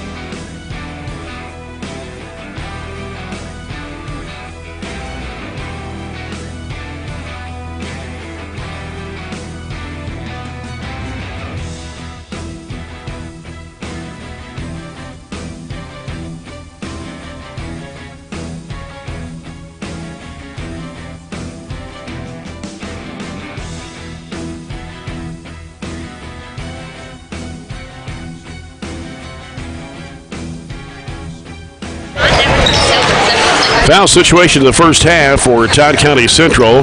Morrow, Tolliver, Johnson, and Moore picked up 2 apiece. And for the Trojans, Will Bandy and Aiden Niken had 2 apiece in that first half. We're about a minute away from the start of the second half. Reminding you, you're listening to our broadcast on 103.7 Nash Icon, WHHT FM, Cave City, Glasgow. Online at 104thescore.com and on BCHS Live. Tuesday night, we'll be on the road at Greenwood for the Trojans and Trojanettes, taking on the Gators and Lady Gators. And our broadcast Tuesday night from Greenwood High and Bowling Green will begin around 5:40 here on Nash Icon. Thursday night, the Trojanettes will be at home against one of the top teams in the state in Casey County. That'll be a JV varsity doubleheader. And we'll have the varsity game on the air. And then Friday night, we'll travel up to Central Hardin. The Trojans taking on the Bruins in Cecilia, Kentucky. That'll be a JV varsity doubleheader. And we'll have the varsity game on the air next Friday night. So a little easier week than what we've had the past few weeks. Easier in maybe days playing, but I think the competition will be good, especially for the boys on Tuesday and the girls on Thursday. A couple of scores to pass along. Allen County's girls are losing to Ohio County at the end of 3, 54-47, and Logan County's boys are ahead by 12, 32-20, about halfway through the second period. All right. And the Trojans will start the second half with Gavin Withrow, Aiden Niken, Will Bandy, Jacob Shaw, and Tyler Bush. And it's Tolliver with the basketball, angling off to the right side. He'll bounce it down low in there to Moore. Moore's making a spin move and a hook shot up and in over Bush. Easy bucket to start. Moore had been on the bench for most of the first half in foul trouble. That's his 6th point. It's 37-24. Withrow down the baseline. Niken out to Shaw. Straight away with a 3. Off the back iron. Niken with a rebound. Trying to go back up strong and puts it in and 1. 19 now for Aiden Niken. And the foul on Stewart. His first, team's first, the second half. Niken puts it in the air. Oh, it popped down on him. Trying to battle for the rebound. Bandy had it for a moment, lost it. It's saved back in bounds and almost picked up by Shaw at midcourt, but couldn't get to it. And so Todd Central has the basketball. Barren 39, Todd Central 24. And here's Morrow with the basketball. He'll send it off the right side to Moore. Out it comes to Stewart. Swings it left over to Rager. Down the corner goes to Morrow. Morrow back out now to Tolliver. Now Tolliver trying to make a move on Withrow. Jumps it up from 18 straight away. It's no good. Rebounded there by Tyler Bush. Trojans coming the other way with it. Bush holds up now. Gives it to Niken. Niken curls around to the top of the key and to the free throw line. Shot good. 21 now for Aiden Niken. The lead is 17 for the Trojans at 41-24. And Moore had to throw it off of Withrow because he was falling out of bounds with it on the Todd County Central end of the floor in front of their bench. So they'll keep it. Here's Tolliver to handle the point. Tolliver sends it left side over to Stewart. Bounces down low. Stolen away by Bush. He jumped in front of the passing lane of Moore. And Bush trying to make a move. A little hesitation move. He's going to be fouled. And it's on Stewart. His second. Team second. And he'll come out of the ball game and is replaced by Andrews.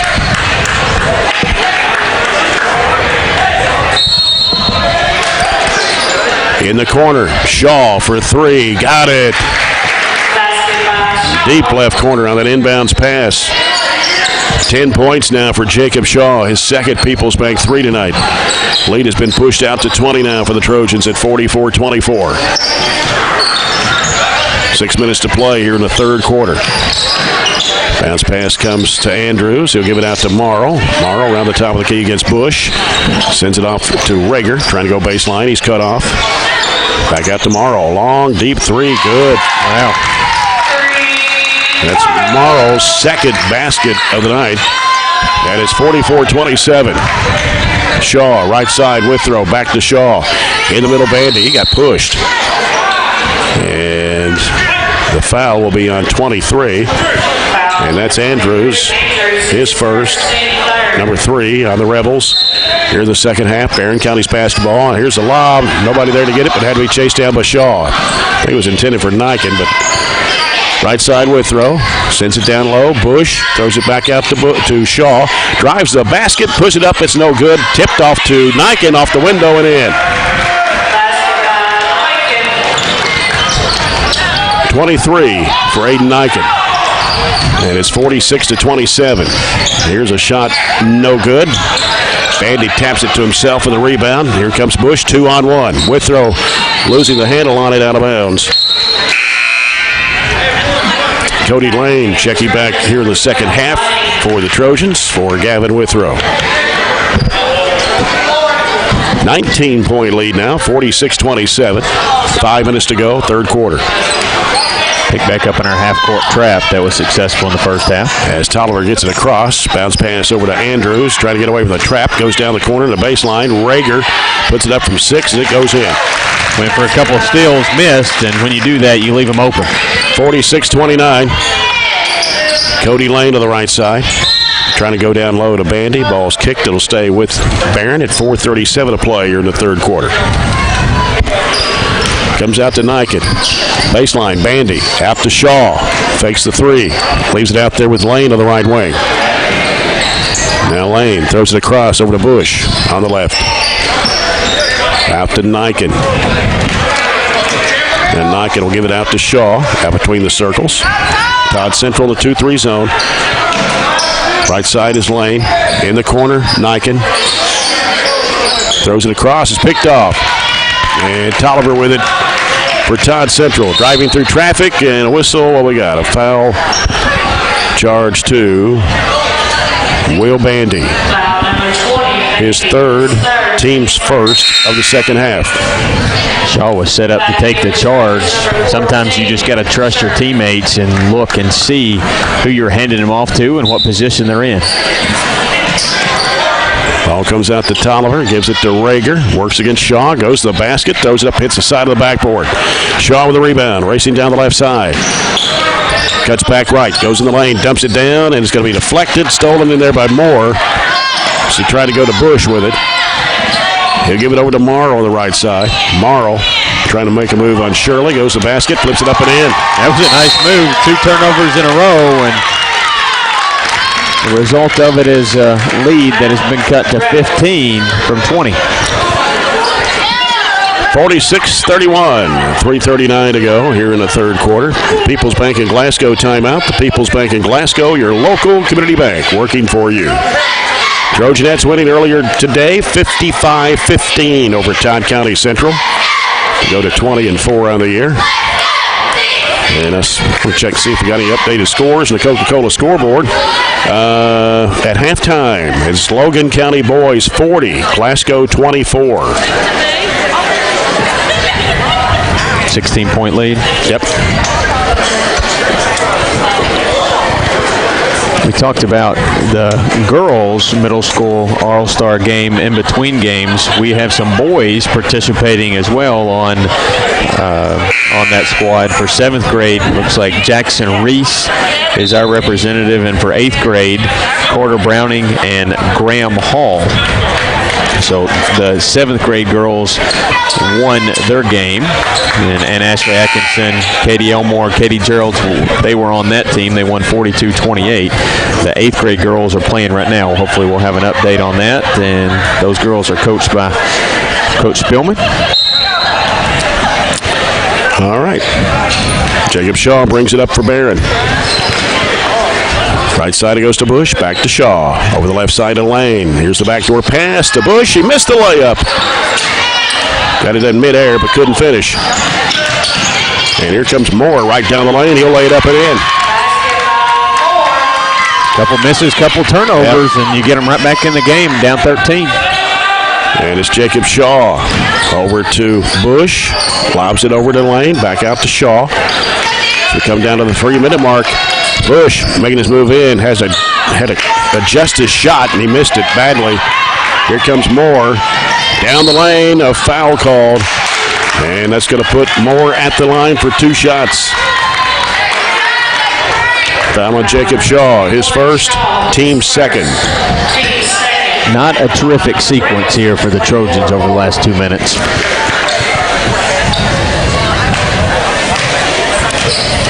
And Moore, first of 2 on the way. It's too strong. He's got 8 points in the ball game.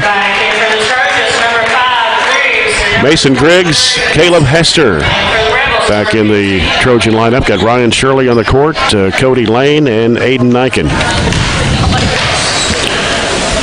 And here's Moore's free throw on the way, and he missed it. Rebound to Caleb Hester. 2:53 left in the third. Barren up by 13. Here's Cody Lane. Out to Griggs in the corner to Hester on the left-hand side. Back to Griggs trying to penetrate. In the corner, Cody Lane. Now giving it back out to Niken. Niken will throw it behind him to Griggs to set up. Straight away over to Lane. Down the right corner to Shirley. Down low, Niken. Double team, triple team. Kicks it back out to Griggs in the corner. Hester will pull the trigger, and it's good for 3. That stopped a 6-0 run from Todd County. People's Bank 3 for Caleb Hester. Makes it 49-33. As they get rid of the basketball in the corner, Trojans trying to trap the ball. Batted up in the air by Lane, but caught by Morrow. Morrow dribbles away from the trap. Gives in the corner, Tolliver. And he stepped down the end line, down below the Todd Central bench. And so it'll be Barren County's basketball. With 2:05 to play here in the third quarter. And Rager in for the Rebels. 2 minutes to play in the third quarter. Lane in the corner, right-hand side, Shirley. Back to Lane. Gives it to Griggs. Left side it comes to Hester. Back to Griggs, trying to penetrate. Bounce pass in there to Niken. Foul called on the Rebels. And it'll be charged to Rager. Number 2 on Rager. 4. Here's the lob. Niken couldn't get to it, and it goes off of the Trojans and out of bounds. Shown that play a couple times tonight, and they were able to defend it much better there. Down to minute 43 to play. As Todd Central's Morrow crosses in the front court. And a bad pass. Shirley's got it, and then threw it away. And then stolen back. Here's Niken going under, putting it up, and he traveled.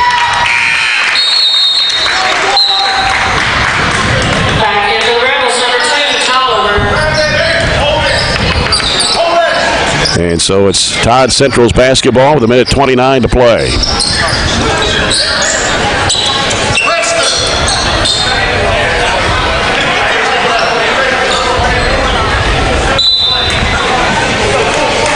As the ball comes into Tolliver. Morrow with it. Gets it across. Getting some pressure. And now Tolliver sends it off the left corner to Rager. Rager back out to Morrow. Morrow pass down low. Back out to Rager. Partially blocked on the three-point shot. Who got a hand on it there? Was it Griggs? I think so. Niken down to the lane. And going to have a whistle. And what do we got? Jump ball. He reached in on Niken and tied it up. Jacob Shaw will come back in the Trojan lineup. It'll be Barren County's basketball in the alternating possession with a minute 4 to play here in the third quarter. And Shaw will toss it in. Comes in the left corner to Cody Lane. Out to Griggs. Right side to Shaw. His baseline. Throws it back to Griggs. Top of the key. 3 in the air. Bounces high off the rim twice. The ball gets ricocheted around. Coming out there with it is Moore. Moore down the left side. Throws it up. Oh, he crashed into Griggs. And there's going to be a block.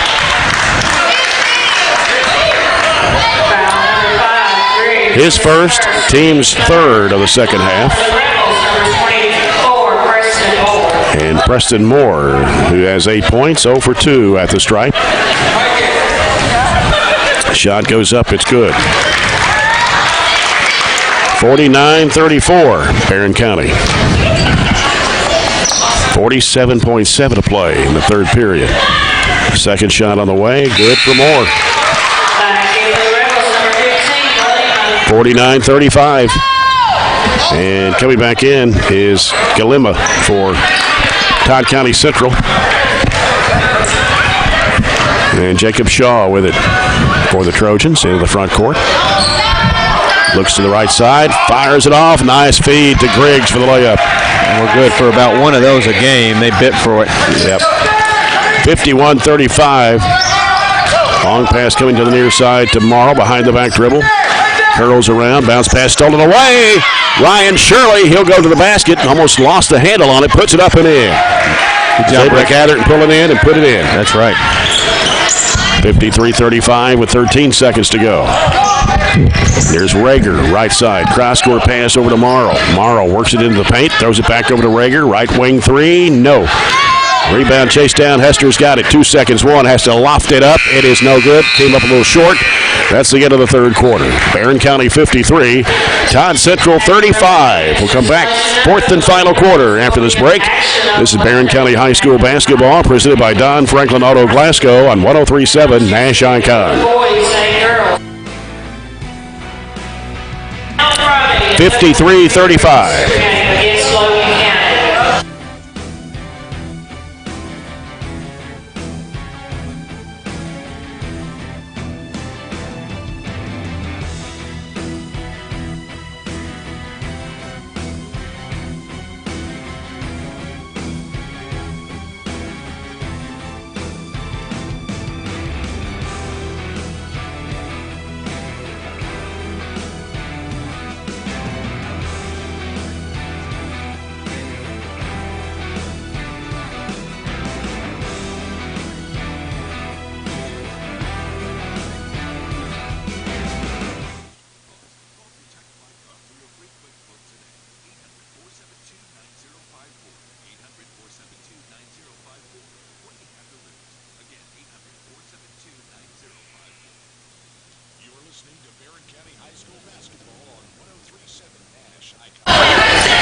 Back here in Elkton, Kentucky, as the Trojans lead Todd County Central 53-35. Trojans scored 16 in that third period to the Rebels 13. And it'll be Todd Central's basketball midcourt across the ways. Morrow tosses it into Tolliver. Now Tolliver gets it across against Griggs. Sends it over to Morrow. Lofts it back over now to down into Moore. He'll put it up. Missed the shot. Battle for the rebound. Going back up with it. They shot it over the rim. And here comes Shaw racing down the floor on the left side. Cuts toward the middle.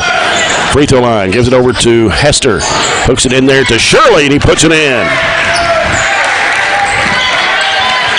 20-point lead for the Trojans now. 55-35. That's their largest? Yep. Here's Tolliver working inside, leaned in for the shot. Oh, they're going to call a blocking foul. I think Caleb Hester. They're anti-charge, aren't they? Yep. We've not seen a charge in this game, have we? I don't think so. Neither game. Maybe one in the girls' game.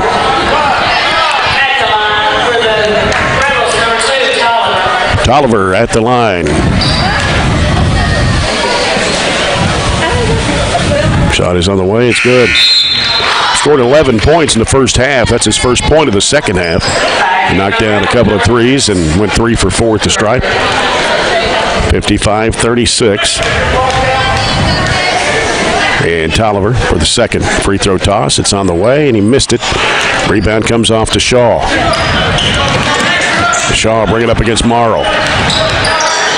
Works it in the front court, left side. Leaves it out there with Caleb Hester. Back to Shaw. He'll circle out, getting pressure from Morrow. And he's going to have to do something with it. Almost lost the handle, picks it back up. Now, bad pass, and here comes Moore with it to the basket. He'll lay it up and in.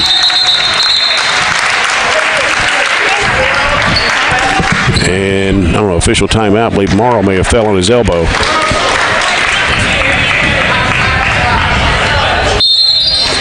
Barren County's ball, 6:54 to play here in the ball game, leading 55-38.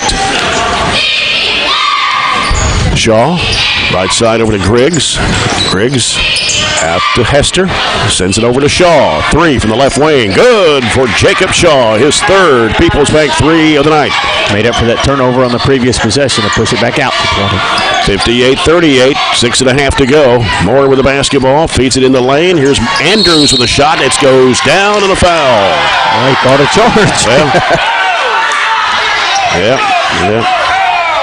All right, we'll take it. We will take it, but that was probably the least Of it. Yep. So Barren County will have the basketball. Basket won't count for Andrews.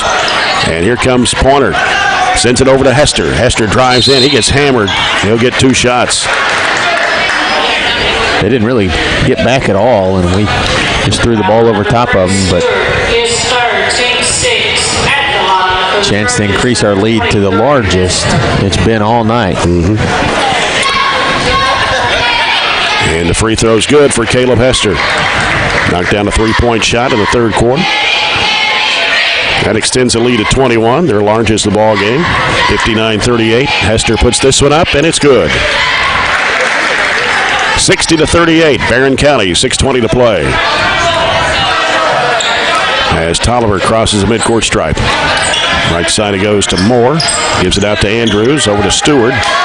Out to Rager. Tolliver back to Moore. Feeds in the middle there to Stewart. Right side is Rager. Trying to go baseline against Shaw. Spins. Goes up with a fall-away shot. No good. Rebound taken by Hester. Here's Shaw. Down the left side. Pointer. Thought about the 3. Now sends it across over to Hester. He'll put it up for a 3, and it's good. Good-looking stroke there from deep. We've got back-to-back threes now. And Hester now with 8 points all here in the second half. 63-38 Trojans starting to pull away now with 5:39 to go. Right side is Rager. He'll try it for 3, and it's off the mark. Hester with a rebound. Up court it goes to Griggs. Cuts back left. He'll give it back out to Hester. Swings it to Shaw. Over to Pointer. Takes the 3. Goes baseline. Now back out to Shirley. In the middle, Hester. Back to Shaw. Down to Griggs. Trying to get around his defender. Lost it out of bounds. Moved the ball well and filled the spots, but ultimately in the end we turned the ball over. Our 17th turnover of the night. So with 5:17 to go, Barren up by 25. Tolliver will cross the midcourt stripe. Corbin Murphy in the ball game now for Barren. Rager with it on the left side. Sends it over now to Tolliver. Back to Rager. They go down the corner to Morrow. Morrow heads toward the paint. And now throws it back to right side over to Andrews. Back to Morrow. Tolliver, left side, Rager. He wants to drive. Throws up the shot and knocked it down. Nice floater on the baseline for Rager. It's his 7th point. 63-40. Pointer with it left side. Goes into Ryan Shirley. He'll go to the basket, puts it in, and a blocking foul. I really thought he was getting ready to make the charge motion, and then he went down with the block, and Ryan will have a and-one opportunity. And a foul on 23. That is Andrews, his 3rd, team 6th.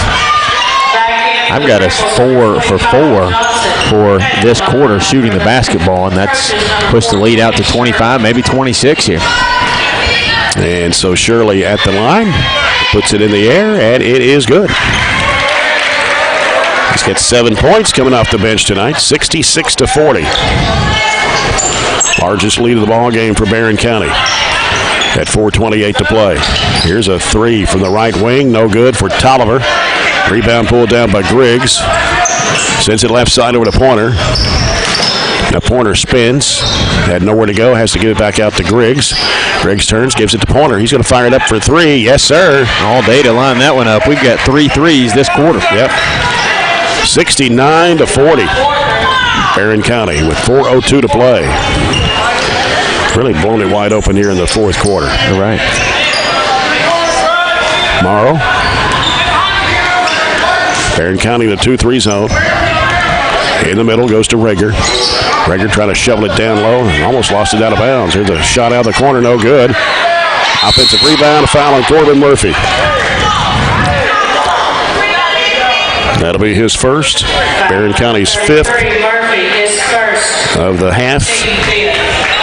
And it'll be Rebels basketball as it comes into play.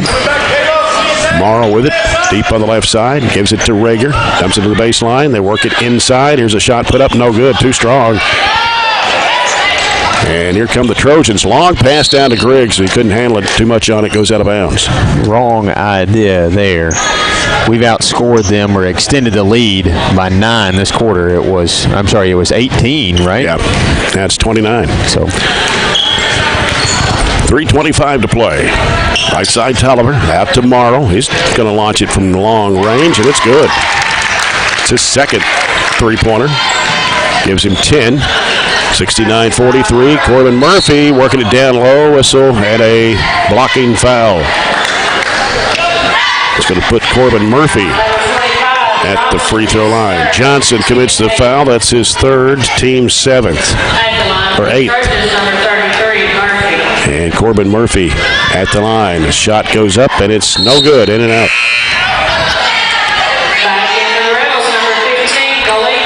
Colton Stevens checking into the Trojan lineup. 5'7", 135 sophomore. Corbin Murphy for the second throw. It's up and it is going to come in.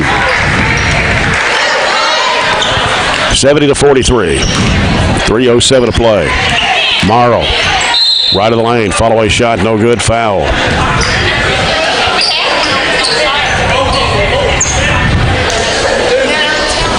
Foul on Colton Stevens. That's 6 on the Trojans in the second half. The free throw is good for Morrow. 70-44. And the second one's good for Morrow. 70-45. Full court pressure by Todd County Central. Stevens almost lost it out of bounds, but got rid of it to Hester. Hester, bounce pass off to Pointer. Pointer turns toward the basket. He'll drive it down the right side of the lane. Spin move. And what we got? Charging foul? Got a push off on the spin move. Okay, so second foul on Tay Pointer. 7 on the Trojans here in the second half.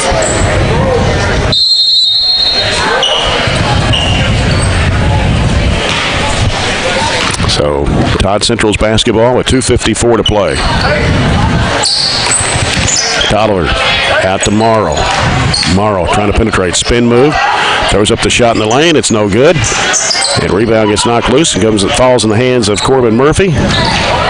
Here's Pointer giving it up to Griggs. He'll stop and fire it off to Pointer on the right wing. And back out to Griggs. Splits the defenders. Lost the handle. Loose ball to the floor. Diving for it. Griggs getting rid of it off to Hester. Feeds to Pointer. Goes up with a shot and he gets fouled. Not really how you draw it up or practice it, but drew them away from the basket and had a layup look and got hammered on it. 4 fouls on Stewart. 9 on Todd Central here in the second half. And Tay Pointer at the line for 2 shots. The first one is on the way, and it's good. Makes it 71-45. And in for the Trojans is Lane Stevens, number 32, 6-foot sophomore. Tay Pointer, got them both.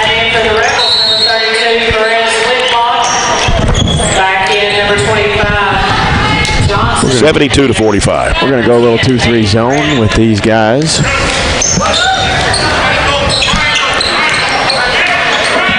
As Todd Central's got some new players in the ball game. Stewart, ball knocked away. Pointer taking it all the way to the rack. He'll lay it up, missed it, and then got a hard foul here. As Lane Stevens, or rather Colton Stevens, with the deck pretty hard there. And they're going to put the foul on Stewart, and he's going to foul out of the ball game. I think he's got all 5 of those fouls this half. I believe you're right. Aiden Miller, 6'4" freshman, in for the Trojans. And also in is Byron Reynolds, 5'8" junior. Colton Stevens, free throw, no good. 2:11 to play. Barren County up by 27. That's what they were favored by in this one, according to the rankings. And this shot goes up good for Colton Stevens.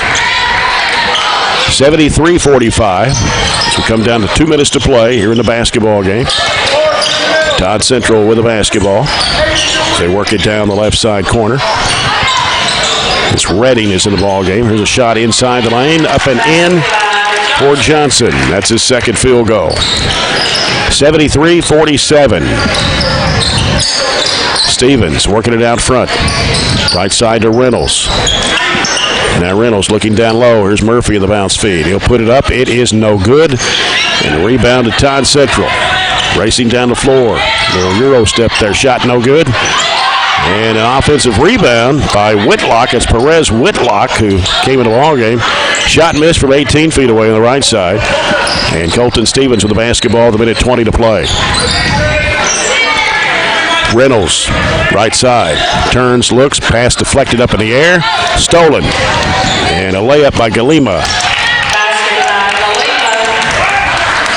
73-49. And 1 minute to play. Colton Stevens over to Lane Stevens. Gets a screen from Miller. Pulls up, dumps it back to Miller down low. Spin move, goes up, he's fouled.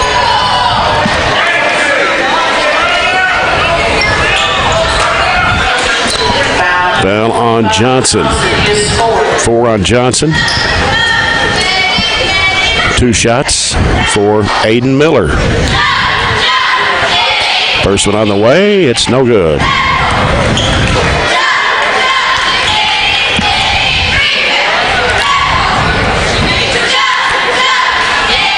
Miller for the second free throw toss. On the way, and he missed it. Rebound. Todd County Central racing back the other way. And we got an offensive foul. That'll be probably the first one they've called tonight, isn't it? Or second one? Second one. That may be the first true easy call they've had, though. Redding for the charge. I think he ran over Colton, who took the charge. 73-49, 44 seconds to play. And here's Byron Reynolds for 3. It's coming off the rim. Rebound to Todd County Central, 36 seconds to play. They work it inside and back over the right side wing. And we got a foul with 26.8 seconds to play.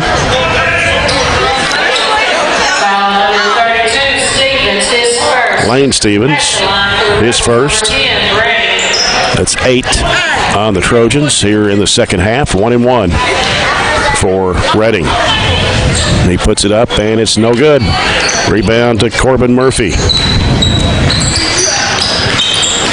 There's Colton Stevens in the lane. Shot no good. Ball tapped over, and Murphy puts it back up. No. Gets his own rebound. One dribble. Puts it back up. No good, but a foul. With 14.6. Whitlock commits the foul. 2 shots for Corbin Murphy. Free throw on the way. Too strong.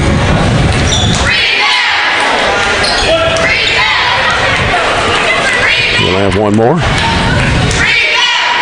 And it's on the way, and it rattled out. Rebound to Todd Central. 11 seconds to go. Redding with the basketball for the Rebels. And he's just going to dribble it out. Let the clock run out. Trojans will win 73-49. 73-49. Trojans over Todd County Central here tonight in Elkton. The Rebels fall to 4-17 on the year, and Barren County improves to 16-7. We'll come back with a CPC Commodities postgame report after this break. This is Barren County High basketball presented by Don Franklin Auto Glasgow on 103.7 Nash Icon.